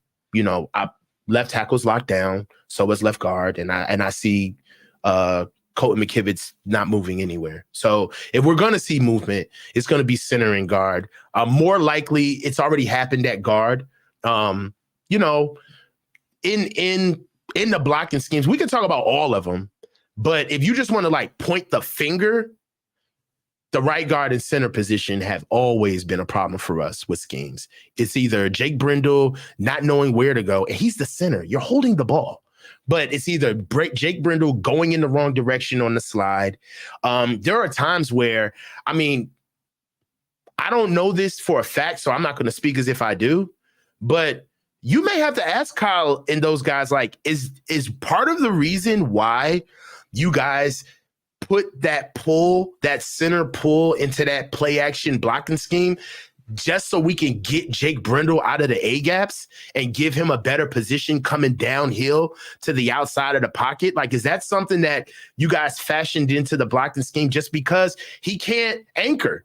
And he can't anchor, and Brock is too short to have somebody in his lap. So, you might ask yourself, because that blocking scheme is very peculiar for when they were using it, especially at the position of the field they were on. Why would you pull a center on the goal line, right? You're 5 yards outside of the goal line. It's third in season, and you're pulling the center for what? To accentuate the action with Christian McCaffrey so you can get the linebacker out of the hole. That ball wasn't even going to him. It was going down to the sideline. So yeah, you're playing let's fool people games instead of let's blow them off the ball. One last topic before we jet. We also have got some supers here. Mm-hmm. The story that annoyed me this week is Jauan Hargrave is honestly assessing his 2023 season, and he says he needs to be in better shape. And I mean, they signed this cat to a 4-year, $84 million contract. And here he is saying, hey, I need to be in better shape. And I threw this out the other day, and you know, I'll throw it to you here because I think it's kind of an interesting one. Hargrave was the biggest, you know, addition of last year's free agent market. And it was almost like a trade. It was like, we're going to add Hargrave, who's a pass rushing tackle, and we're going to get rid of Hassan Ridgway, Azeez Al-Shaair, Samson Ebukam, Charles Omenihu, Jimmy Ward, Manuel Mosley. I mean, it was about six guys that they kissed off and gave a huge chunk of that money to Hargrave. And then Hargrave proceeded to have, I don't know, 2 or 3 pretty good games. Other than that, he was totally forgettable. I just didn't see, like, you know, that they were worse against the run for the guys that they lost, but they weren't necessarily better against the pass for the tackle that they gained. If you just turned that around and said, you know what, we're not making that move. We're going to keep all those 6 guys and spread that money around, and we're not going to sign Hargrave. If the Niners didn't sign Hargrave and had just kept all those 6 guys that they basically got rid of because they couldn't afford them after they signed Hargrave, would they have beaten the Chiefs last year in the Super Bowl? There's a good possibility. I'm going to be honest with you. All of that depth that we lost in order to sign that man, I feel like first of all, let's be fair. It's very costly. Hindsight is 2020. All right. We don't know what all of those guys were asking for at the time that made the Niners tell all of them that they could walk. Right. We don't know. So it's easy for us to look at the money or the net of what it costs to bring Jauan in and then automatically disperse that price tag across 6 to 7 players that we lost. Right. So I just want to be fair before I say what I need to. I will say this. He has not lived up to the money. He has not lived up to the contract. I said this when he first got here. I said he had hips like a housewife. His body was not what I expected it to be. He had love handles. He's got a high booty. He walks like he is not in shape. I know body types, man. He's not in shape. And he wasn't in shape when he first got here. And he wasn't in shape throughout the season. And he plays like he's not in shape. And the facts of the matter is that if you got that type of money, you know, you got to stay out the drive-through, man. You know, and I'm going to just tell you, man, like, bro, he looks soft. He don't look, there's no hard edges on him. You know what I'm saying? Like, and it's just the truth, man. Like, people in here can tell you, man, when them legs get to going and you got them cankles going, that's that extra value meal body. He needs to work on his body, bro. He needs to get himself together. He does not look like a pro. For all of the disappointment that Jauan Kinlaw gave us, I always respected the fact that he was professional enough to work on his body. You know what I'm saying? To keep his body together, to stay in shape. Jauan Hargraves, you can't hide. This ain't Philly. There's no other veterans that you can sit in the back and all of a sudden come in on your package downs, get a couple of tackles for loss, and then we're good with it. You got to be a guy now. And we've been saying it since he got here. I don't think anybody, honestly, there's a lot of topics that divide us: quarterback, defense, coaches, Kyle. There is one topic that I think all of us can stand together and unite on, and that is that Jauan Hargraves has underplayed his contract. And having conversations about him. Has he, or is our expectations too high? And the only reason I say that, well, I mean, look at his numbers. Okay, he got an 86.5 pass rushing grade from Pro Football Focus in 2023. He had 7 sacks. That's his lowest total since 2020. So he didn't have the sack total that he'd had in Philly. But he also had 64 pressures. He had 66 in 2022, 63 in 2021, 64 last year. His 13.7% pass rush win rate ranks 16th in the NFL among interior defenders with at least 100 plus pass rush attempts. So, I mean, did maybe we have him built into a player that was better than we think, and that he actually is just because, he got 64 pressures, and that's right along kind of what he's done the last, the previous 2 years. The sacks were down a little bit, but is it maybe that we just think of Hargrave as better than he was, and that our expectations are too high? Larry, Hargrave's got a leader's bag. He got a leader's bag. He did not get, if he's still matching the production that he was doing in Philly, he wasn't asked to be a leader at Philly. He was not a full-time starter at Philly. He was a package guy at Philly. All right. And he came off the field sparingly. Like, that's not the same job. I'm sorry. I feel like I'm not yelling at you, but it's just not the same job, bro. He's got way more of a job description to handle being here with the 49ers, getting the biggest contract he's ever had in his professional career versus playing on Philly's D-line where he was asked to be a package guy. It's just the juice ain't worth the squeeze, bro. He got to do way more than what he was doing in Philly versus here because he's asked to be a leader. It's like you being a 9-to-5 worker versus being salary. At Philly, he was 9 to 5. You want to show up, you want to quiet quit, show up at 9 o'clock, be out of here at 5:45 and take an hour lunch in between. That's your own business. But here, we paying you real bread, bro. You better show and prove. Ain't no 9 to 5. You better get the job. It takes what it takes. It's interesting because his Pro Football Focus run defense grade was marginally improved last season from the year prior, but it was still 51.4, which is not great. His 74.9 overall PFF grade was his second highest in the past 4 seasons. But the bottom line is, this is probably his final year with the Niners. I mean, we'll see how it goes, but according to overthecap.com, his salary cap number will jump from $9.27 million in 2024 to $28.1 million in 2025. And the Niners have an option to exit the deal next year. So they're getting out of that deal. Yeah. I mean, come on. So with cap savings in 2025 would be only around 3.25 million due to the dead money, but the savings would be much more significant in 2026. So we'll see. Guys like that, I'm telling you, guys like that will erode your culture. I'm telling you. And I don't even want to villainize him or I don't want to demonize Jauan Hargrave because he's just a football player who's trying to get paid. And I get that. But from a culture standpoint, he's bad juju. I wouldn't want him in the building, honestly. And that's just from my little to no experience, whatever. But from what I've seen, guys like him, they culture killers, man. They culture killers. I'm really irked by his presence on this team for the amount of money he's getting paid. I hear you. And I'll say this, it doesn't matter if you're talking NBA, MLB, or NFL.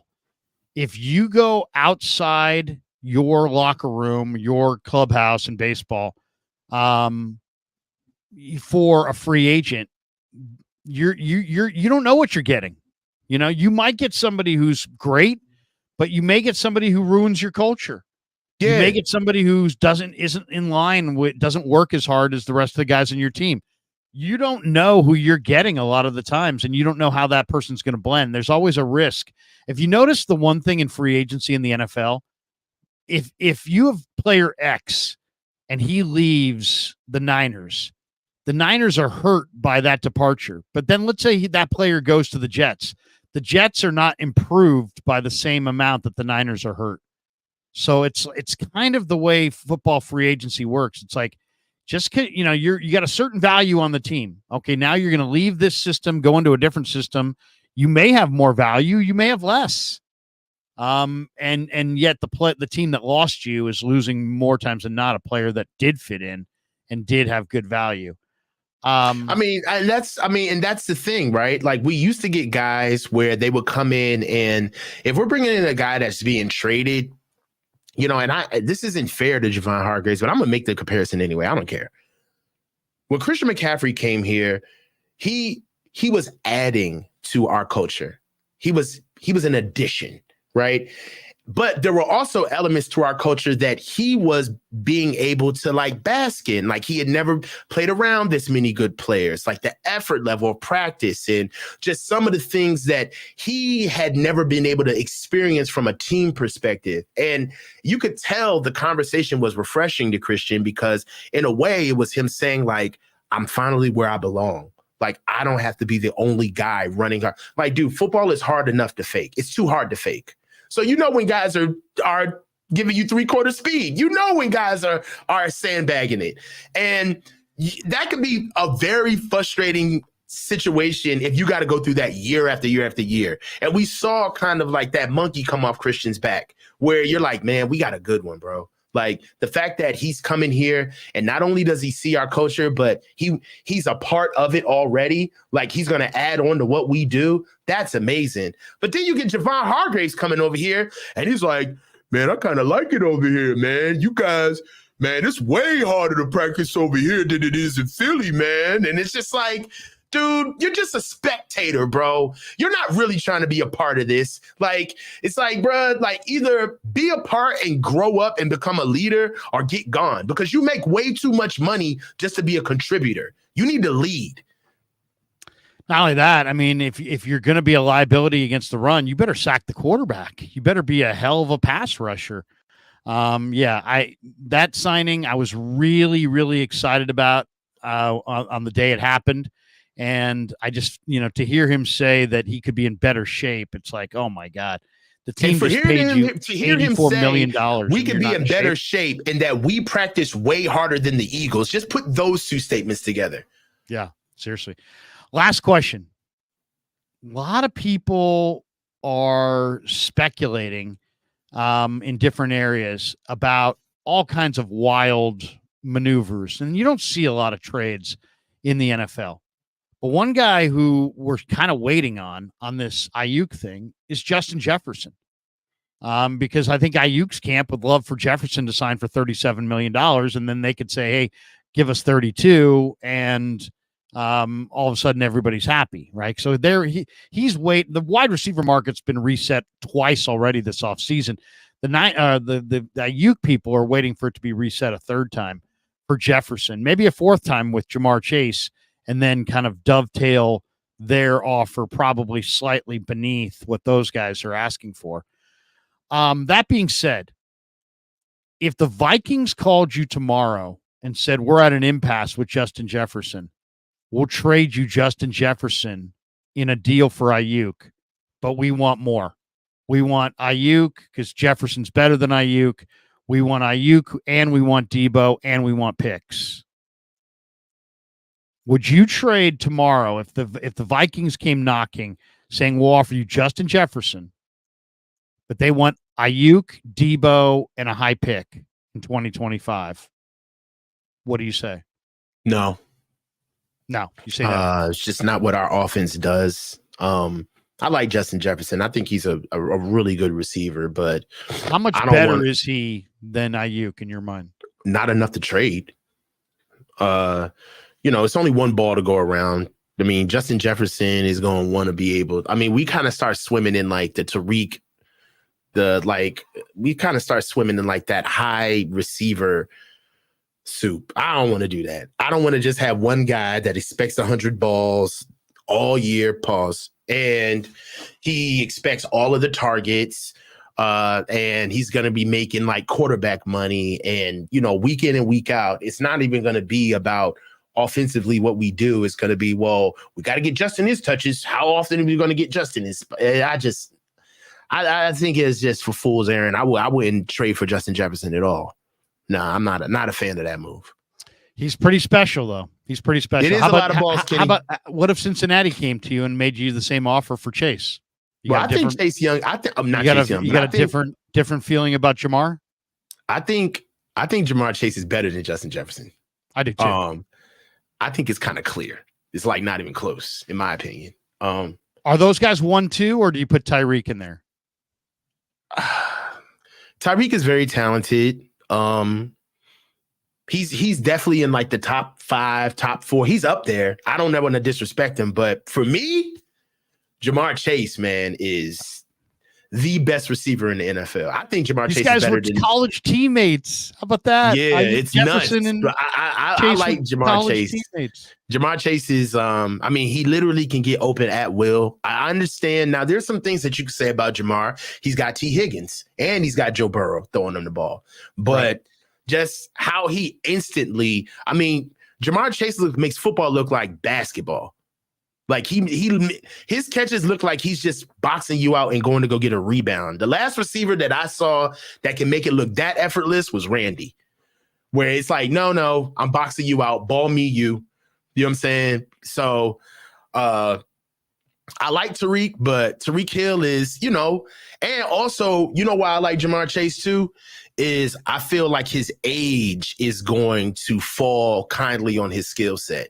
Like Randy wasn't running that 4.2 forever, right? But it was the fact that Randy was tall, he was long, he still could run, he knew stride frequency, greatest hands of any receiver that you could think of, and also has spatial awareness. I feel like those are things that receivers don't have today because they get moved around in the formation a lot. They never have to stay put. The rules now, they can't even get touched anymore. But I feel like Jamar Chase, as well as, that's not to say Justin Jefferson couldn't do it either, but I see Jamar Chase's game, and I think that Jamar Chase could play across football. I think he could have played in the 90s, the early 2000s. He could have played with tough coverage. He could have played, right? I don't think a lot of these guys would still be receivers. Jamar Chase is he was a sophomore when Jefferson was a junior, and he was better as a sophomore. I think Chase is I think he's the best. I think he's the best going right now. I asked Brandon Allen about him last year, and he's like, the guy's good route runner, but he's also incredibly strong. He's got almost, any number of different gears to separate. He's just, he's really, really special. Yeah. And that's another thing. He don't have one speed. Like, that's what I meant by like his age he's going to age into his skill set really nice. He's going to be older and still be just as good. I would, even though I like those guys, I would stay with Ayuk. I think Ayuk is a better fit for this locker room and for this team. And he's just all in as a blocker. I think you have to be. That's the culture with this team. And I don't think that's the guy you want to let get out the door. All right, let's get to our supers, and then we'll jet here on this Saturday. We've got this one from Mike Nolan, who said, "Did Trent Baalke poach Eric Armstead from us?" I think the Niners basically invited Eric Armstead to leave by what they offered him, and Baalke was there. Drafted him to grab him. But a lot of people have real strong feelings about that. I think the Niners did the right thing there. They didn't want the player. They didn't want the player at a lesser figure. So instead of offering him something they knew he would accept, they offered him something they knew he wouldn't accept, and they moved on down the road. I mean, it's like, I like Eric, but Eric has plantar fasciitis. I think that's not getting better. He also had knee problems. I don't think that's getting better. He was making a ton of money. I think I would have gone 2 for 1 like they did. And Malik Collins and Jordan Elliott, I don't know if how comparable they'll be to Eric. But I like the idea at this point in history. If you gave me the option, you can re-up on Eric, and everything good and bad that comes with him, you're getting next year, or you can let him walk and split his money in half and go sign 2 guys who are younger and healthier. I don't have a problem with what they did. I really don't. No, I don't either. Just to kind of put some on the back of that, go back and watch that Green Bay game. Eric Armstead was done. He's not worth that money anymore. He was like laboring on the field, jogging on the field. Like, it just wasn't, that was another thing. Like, it just was not Jog Young. It just wasn't Chase. You know, we just got finished talking about Javon Hargraves, like, Eric Armstead. It just wasn't him. Like, like that. The effort was a really big issue last year. Going to the Super Bowl, it was an issue. I mean, I brought it up to Kasarik the other day in the when we had a chance to talk to him. I'm going to have Kev turn that into a video, by the way. I asked him, I said, what did you think of guys jaking it, in the NFC Championship game? I mean, you're out there on the field yelling bloody murder, screaming. You can see the veins in his neck. Let's go. Blah, blah. His whole mantra is about effort and motor. And here you had guys dialing it down with the Super Bowl on the line, Super Bowl berth on the line. I said, how did that make you feel? And he's like, yeah, I didn't like it. I didn't like it at all. Nobody liked it. Nobody should like it. And so you could tell he was disgusted by that. I mean, it totally flies right in the face of everything that he believes in as a coach. So yeah, he didn't like that. He didn't like guys not going hard. And I think they were right to try to get younger, healthier, and deeper on that defensive line. And I think they made, I don't know. We'll see how it works. Armstead's reliable, but you're right. I mean, they needed to shake it up. Let's be honest. Their defensive line was all name and no game. They had all kinds of guys with big names. Randy Gregory. Oh, everybody knows Randy. Chase Young. He's a second pick in the draft or first. Sebastian Joseph Day. Another high pick. Day. Yeah. All these guys with big names who just didn't do shit. And it was like, you know what? It was Bosa and a bunch of nobodies. And they addressed it. They cleared out the room. And I endorse it fully. I don't know if it'll be better, but I'm definitely endorsing the change because your culture was that you played hard all the time, and then all of a sudden you got to some of the biggest games, and your guys weren't going hard, and you can't have that. And not only that, but the philosophy of this team is we pay D linemen. We're a D-line first team. We are built through our trenches with our defensive line. That's what they have said. That's what they went for. They have always shown that in the draft. And it ain't enough for players to play hurt and not give effort. This is supposed to be the tip of the spear of the team. So you can't have somebody, man, if you hurt, then get off the field. If you not hurt, then you got to play balls to wall. That's the name of the professional game. And if you out there limping around, this ain't fucking Braveheart. You don't get style points for pageantry.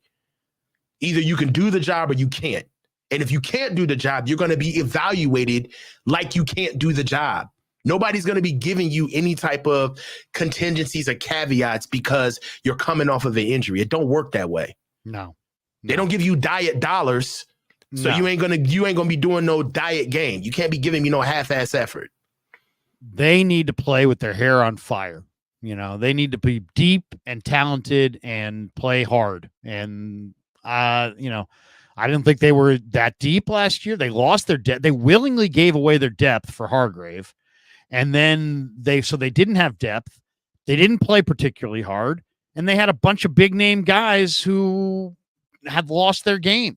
Eventually, that name on the back doesn't mean anything. Eventually, it's just like, it doesn't mean a whole lot. As guys decline, they still have the same name on the back of their jersey, but they're not the same player. So a lot of times football fans forget that. They're like, oh, well, we have this guy and that guy. Yeah, but Armstead's not Armstead, and Hargrave's not Hargrave, and Drake Jackson's not Drake Jackson. He's not playing like a high pick. And Robert Beal hasn't come of. I mean, they didn't have a good line, and they got pushed around by Green Bay and Detroit, and they're lucky they got to the Super Bowl. And then as soon as they had an opportunity to change out a bunch of names, they did. Dazza says, now that we've re-signed JJ and Debo and BA are still on the roster, where does Ricky Pearsall fit? Seems like a wasted first-round pick for the Niners. For the 49ers closing window. What do you think, Coach? You want to hit that? Yeah, I mean, well, in my opinion, the situation is still ongoing We don't know whether or not we're going to sign BA or move off of Debo in the middle of the season. Also, I feel like there's a lot of places that he can fit as far as aces, closed aces. I would see him fitting in a lot of 3x1 fits with condensed formations. I see them working a lot of stuff with him from the inside out. Third down packages, I could see him coming in. First down stuff. Also, I want to see if they're going to stretch the field with him. That's also where I could see him fitting in right now. Is there's no sense in having a legit not 4-3, but a legit 4-4-1 guy who plays to that speed and not seeing if you can make him a viable threat on the field. And like you don't create that type of cachet for yourself unless you get time on task. So it's going to be interesting to see what Kyle does. There's a lot of ad hoc positions that Pearsall could do, but if I'm being honest, I feel like the question was more asking towards a consistent role, and that I don't know. I don't know where he would consistently be on the offense, but as far as ad hoc perspective, like being able to come in for packages or come in for certain situations, I see him being able to do that right away. I think you're going to see less 2 tight ends and more 11 personnel. I think you're going to see a lot more 3 wides. Yeah, 3x1. Yeah. Yeah. I mean, I think that's pretty clear. I think he's going to be a continuity piece. I think he's going to be, third down. You're going to see, the 3 wide receivers, and you're going to see, I think, him free himself up in the middle of the field. What's going to be interesting to me is can he create separation in the NFL? Can he get off the line of scrimmage cleanly? Can he keep his feet? And then can he maintain that separation? And if he can, man, I'm pretty confident that Purdy is going to make him a prolific receiver. They're going to throw it to him quite a bit. And I think he's going to move the chains a lot. But I don't see super dynamic, but I see a dependable third down guy who's going to move the chains. And a guy who's going to be a key third down guy. I think he's going to be a third down monster. I do think Cowing's going to have the better rookie year, though, if you ask me. You do? Yeah, because I think that's what's interesting, though, Larry, because Cowing's got a lot of the same things that he's got. I pulled that answer for that super chat. I pulled that from my balls because I just don't know, right? But if we don't know where Ricky Pearsall is going to fit, then where the hell does Jacob Cowing fit? Well, as far as reps, I mean, they're both going to be in that when they go to 3 wides. There's also injuries, and you never know. There could be a trade. They could move off of Debo. They could move off of Ayuk. I don't know which one, but that's possible. I think it's pretty clear that that's possible. But as far as Cowing, the reason I love Cowing with Purdy is that Purdy loves to take shots down the field and loves the middle of the field. And in the mini camp, we saw Cowing separate vertically and, kind of a deep crosser, and Purdy put the ball right there, and he went up in a crowd and made the catch and held on. This guy's got 3,000-yard seasons back to back to back, and he runs in the 4.3s, and he creates that separation vertically. I think, I asked Brock about Cowing. He said, not only is Jacob look good and, has this quickness and the twitch and all that to separate, but he's like, this is a guy who you can trust. In other words, he's reliable. He's going to run the route that they designed. So to me, if you earn Brock's trust and you create separation down the field, and as much as he loves to throw it down the field, Brock's borderline impatient. He doesn't want to check it down. He wants to throw it down the field. So now if he's got a receiver that actually can separate down the field and has ball skills and is going to be right where he thinks he's supposed to be, unlike Ray last year, I think there's a very good chance that Purdy finds Cowing quite a bit. I think Cowing is a real difference. Am I doing too much? And I want the chat to respond too. Am I doing too much by raising the question? If you believe that Jacob Cowing has a role immediately, then what did we draft Ricky Pearsall for? I think it's the Niners doing what the Niners have done now in like 3 drafts in a row, which is they know they have a need and they draft 2 guys. Double down for it? they draft two guys to fill the need because deep down they don't want to admit that they don't know which guy is going to succeed and which guy is going to fail. And so when they've had severe needs the last couple of years, like in this draft, last year they felt like they had a severe need at tight end. They took two tight ends. This year they took two offensive linemen, two receivers. Because Sam 09 says Cowling is Pearsall is a long-term player. Ricky Pearsall is going to be damn near 30 by the time he comes into his second deal. How long-term is that? I think Pearsall is going to be effective, but once again, I think he's a role player. I don't think he's your primary. I don't think he's ever going to be a number one receiver. I don't know that Cowing is either, to be honest, because he's 5'8". But I think Cowing is Purdy's going to love Cowing because Purdy's looking for separation and vertical and reliable. And this guy represents all of that. I think that I agree with a couple of the chats in here. They're going to move. They're going to move either Debo or BA. They're going to move off of them. Probably Debo, right? They're probably going to move because it just doesn't. Cowing doesn't look like a backup pick for Pearsall just in case Pearsall is a bust. I think that Cowing is there to actually have a role on the team. He kind of fits Ray Ray's role, and quite honestly, or Richie James, or Taylor Gabriel, right? Or he kind of fits that. He's kind of like Taylor Gabriel, but I think he's plays a little bigger and I think he's got better ball skills.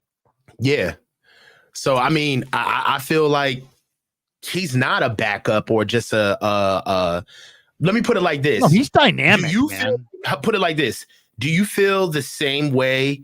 Did you feel the same way about Ronnie Bell that you did about Jacob Cowing after you saw them for the first time? No, because Ronnie Bell lacks traits. He lacks traits. Like he runs the great route, but he doesn't have the awesome quickness, speed. He doesn't have the twitch.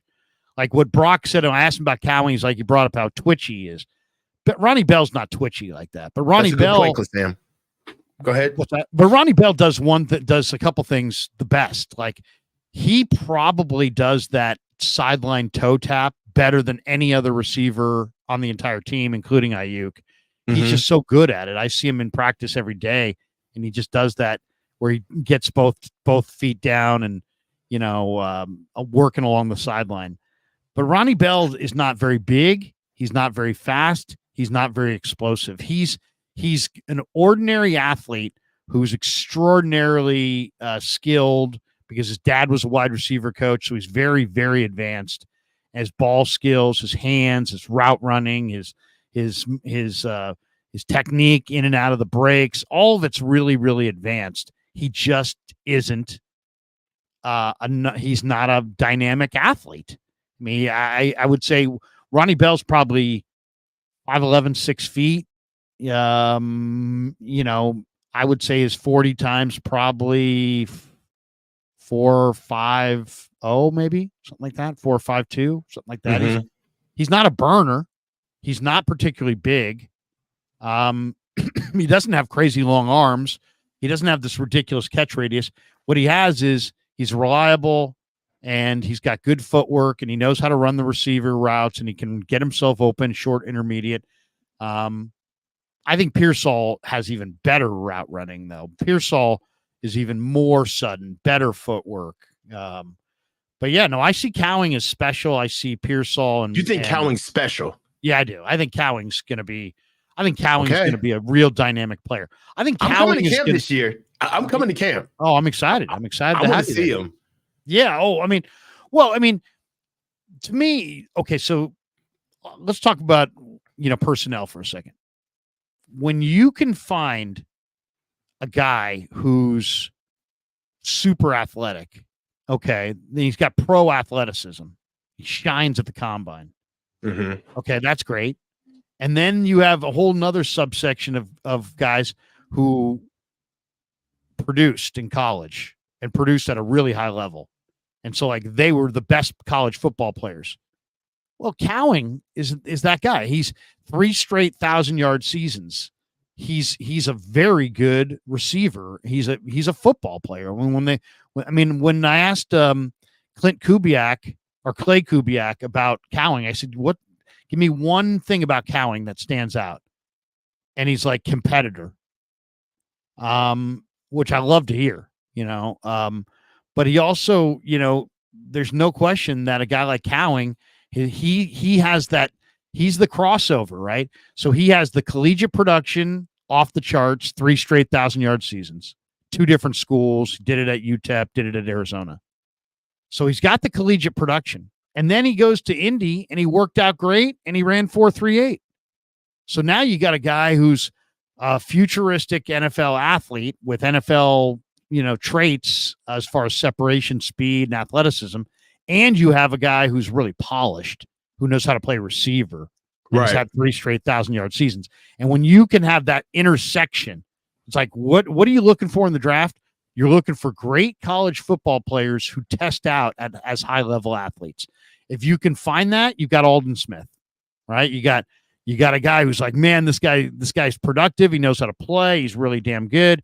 Oh, and by the way, he's big, strong, fast. Then there's teams like Dallas. They took Mozzie Smith. Mozzie Smith was a crazy workout guy. He was number 1 on the Bruce Feldman freaks list. But his collegiate production was pretty non-existent. I mean, if you watched Michigan, he was big, strong, fast. They talked about him a lot, kind of like Chris Jenkins this year. He's an athlete and he's on a great team, but he's not a great college player. He wasn't very productive. So that's what I love about Cowing, is that he is both the super productive college player and the 4.3 guy with the great shuttle time, the great vertical, the great, you know what I mean? So he's got both the physical and the production. And when you got both physical and the production, you got Jerry Rice. I'm not saying he's Jerry Rice. I'm just saying Larry. I'm just saying that's what happens when you get the best athletes who also work the hardest and have the production. You're getting these really, really good players. And that's kind of what he is. He's really athletic, but he's also really productive. Where Pearsall, I think, is more. There's some things to really love about him as far as route running, but the college production is not there. Like if you look at the Pearsall football card from college, he played at ASU in Florida, but he didn't have awesome monster numbers. He just didn't. So, I mean, but he did work out. He's a 42-inch vertical, 4.4 speed. He had good numbers at the combine and good production, but not great production. Cowing had great numbers at the combine and great production. And to me, that means special. So I think Cowing is going to be a poor man's Tyreek Hill. Poor man's Tyreek Hill. He's not quite have that gear that Tyreek has, but he probably is a better route runner and he probably has better ball skills, to be honest, than Tyreek. You feel that way already? Yeah, no, I mean, I've spent an hour and a half watching this kid's UTEP film or his UTEP film and his Arizona film. And UTEP film. Yeah. Yeah. And then I saw 2 whole games at the end of the year. Now, granted, it was the bowl game against Oklahoma. He was great. And then he was great in the Territorial Cup game against ASU. But I mean, when Cowing's got, they're faster guys, but man, he's plenty fast. And then the ball skills are really, really good. One thing I will say is that from watching him, I love his route running. His speed does translate to the field. He's tenacious. He's not scared to be able to catch balls over the middle and go up the seam. He's got great stride with frequency to be a short player. He really uses his legs. Sometimes when I see him in the stem of his routes, he doesn't get choppy. He really trusts his gait.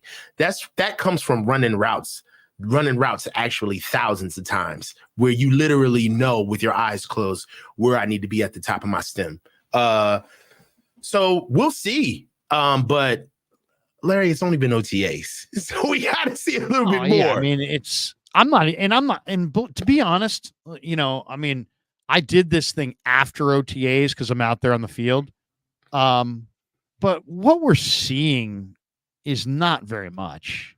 I mean, think about it. They do an entire week of OTAs. All right. The media is only allowed to go to 1 day. Right. So even though they go out there for a week, we're only getting 1 day. And then when we're out there, there's certain segments we can't film and this and that.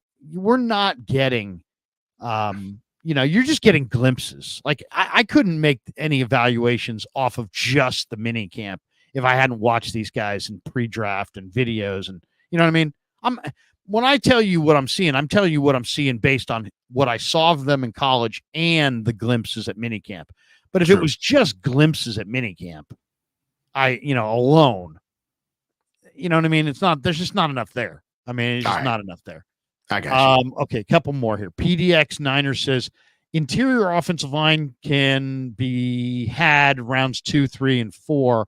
Offensive tackle only 1 and 2. I mean, you might find an offensive tackle late, but yeah, I mean, it's not even hard. It's hard to find a tackle that late. The top 25 picks. You know why? Because O-line, the trenches is still like there's skill. There's tons of skill involved, but the trenches is still that brute force element to the game that you just cannot fake. You can't fake it. Either you can block this guy or you cannot. It don't got nothing to do with no damn film or, the scheme of, we can get guys who can reach block. It's like, all right, well, what you got to do when you got to pass block or when you get in a drop back situation where you got to sling the ball down the field. Like, that's what always bothers me about our offensive line philosophy. It's like you're looking for offensive linemen with holes already. It's like shopping at Goodwill. Yeah, I mean, my whole thing with the offensive line is that technique can be learned. Toughness you have or you don't. Like Chris Foerster can't make these guys tough. Mm-mm. So the question is, do they draft some tough guys? And eventually he'll coach them up, even guys that have traits that, Kingston and these guys, but you got to be tough. You got to be tough. Deep down, it's a hand fight. And if you don't want to fight, then you're not going to be any good. Mm-hmm. So it's like, how tough are the guys that they drafted? I don't know. I will say this though. Pooney gives me good vibes as far as you can tell he loves to kind of seek and destroy. He's got great feet. If you told me that Pooney and Burford share right guard, I think that's a real positive going forward. Dazza says Foerster's comment would make sense if they developed someone. Taking Kinlaw over Wirfs was a big mistake. Could have also replaced Trent at left tackle. Yeah, I mean, let's be honest. The Niners have made a couple mistakes in their tenure here, and it's burned them over and over and over and over again. They took Solomon Thomas. They didn't scout Mahomes and Deshaun Watson. Obviously, that burned them.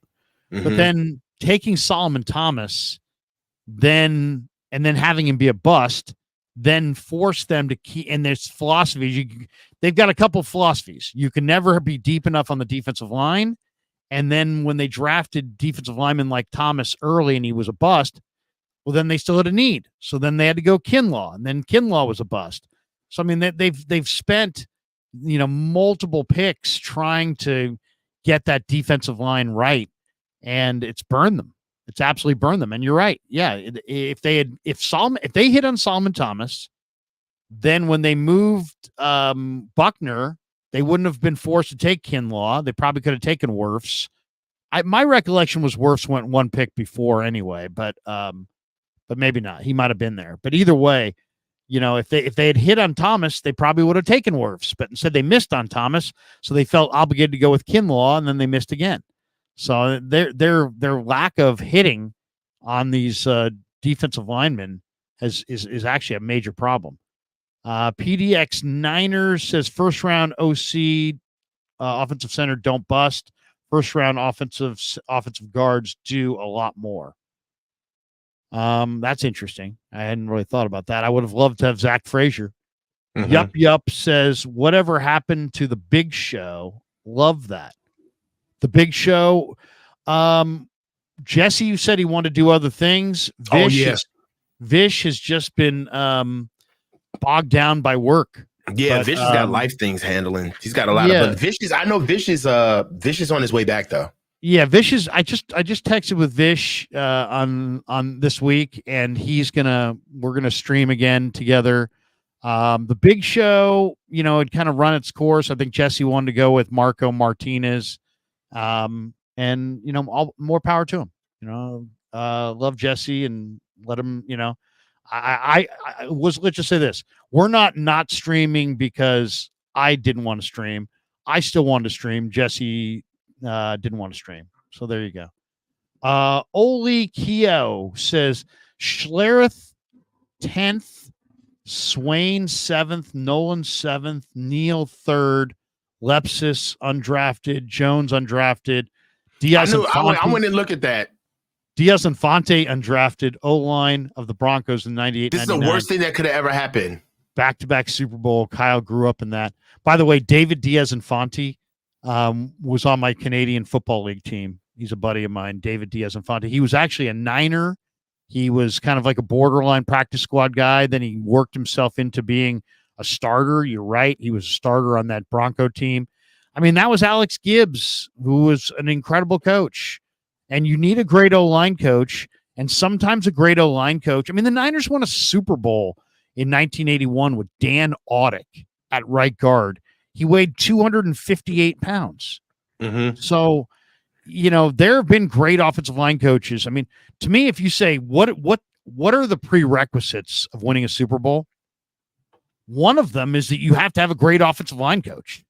And Alex Gibbs was, Hudson Hawk was, Bob McKittrick was, Dante Zarnecchia was. You need a great O-line coach. Has Coach Foerster coached the Super Bowl offensive line? I don't think so. Has Coach Foerster been to the Super Bowl? But he is considered a top-tier teacher at that position, and they definitely defer to him. He has a lot of power within the Niners. Lots. So, all those guys are his guys. What I think he's really good at, and I think that, I'm in cybersecurity. That's like my day-to-day shit. And what makes you valuable in the industry is being able to save people money. Like, if that's your skill, people will always want you around because you know how to surgically be able to go in and tell people, you don't need to spend money on this. You don't need to spend money on that. I can outsource this. My expertise, if you just pay me, I'll be able to shape out this side of your organization. And in certain ways, I understand that Coach Foerster is good at being able to push the wide zone and being able to push the offense, in this, push the offense from an offensive line perspective. I get that because he knows exactly how to get the most out of every player. But it's I don't know, man. It's are you a short order cook? Are you a 5-star chef? It's short order cook can cook you anything you need, right? Well, or it might just be one of these guys. He might just be a guy who can read the room. He might just know, hey, you know what? I work for Kyle, and Kyle, his background is, he saw that Denver line with all those late round draft picks, Schlereth, Swain, Nalen, Neal, Lepsis, Diaz Infante. Hey, what matters over 25 matters years ago, most though. is, I will say this. I do agree. If it came right down to it, if you said to me, hey, you can invest all your top picks in guys who handle the football, or you can invest all your top picks in offensive linemen, what do you want to go with?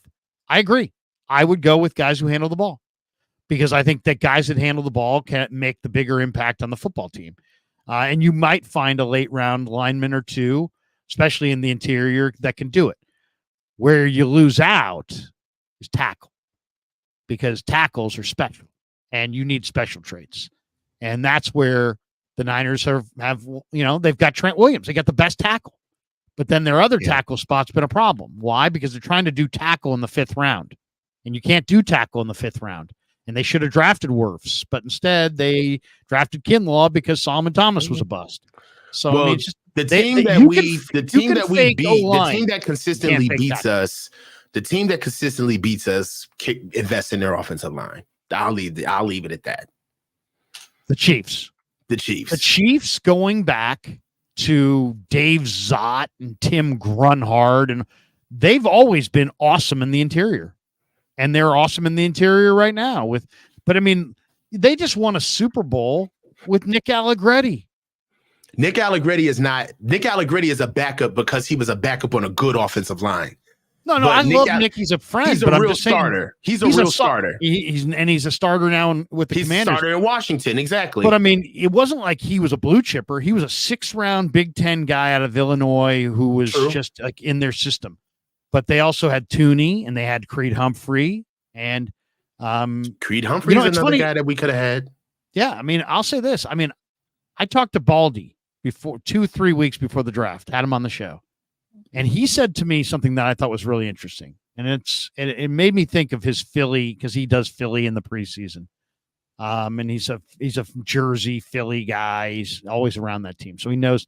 He said, I don't think you can have, and this is a former offensive lineman. He said, I don't think you can have a great offensive line unless you have a great center. And I agree. And that's why, to me, center is the big spot for the Niners to turn over, because Jake Brendel's not a great center. And Philly, wasn't as good last year because their great center got old and needed to retire, and in Jason Kelsey. And I would have loved to have seen the Niners go for Zach Frazier or Jackson Powers Johnson or one of those guys instead at center, because I agree. I think you need a great center. And Creed Humphrey, Kansas City won with Allegretti at guard, but they also had Creed Humphrey at center, right? And Creed Humphrey's like, wasn't he like a 2nd-round pick? Yeah. So I mean, he was great at Oklahoma. So I mean, I'm just saying, it's like you got to have a great center, and you got to have athletes at tackle. Guard, I think you can find guys.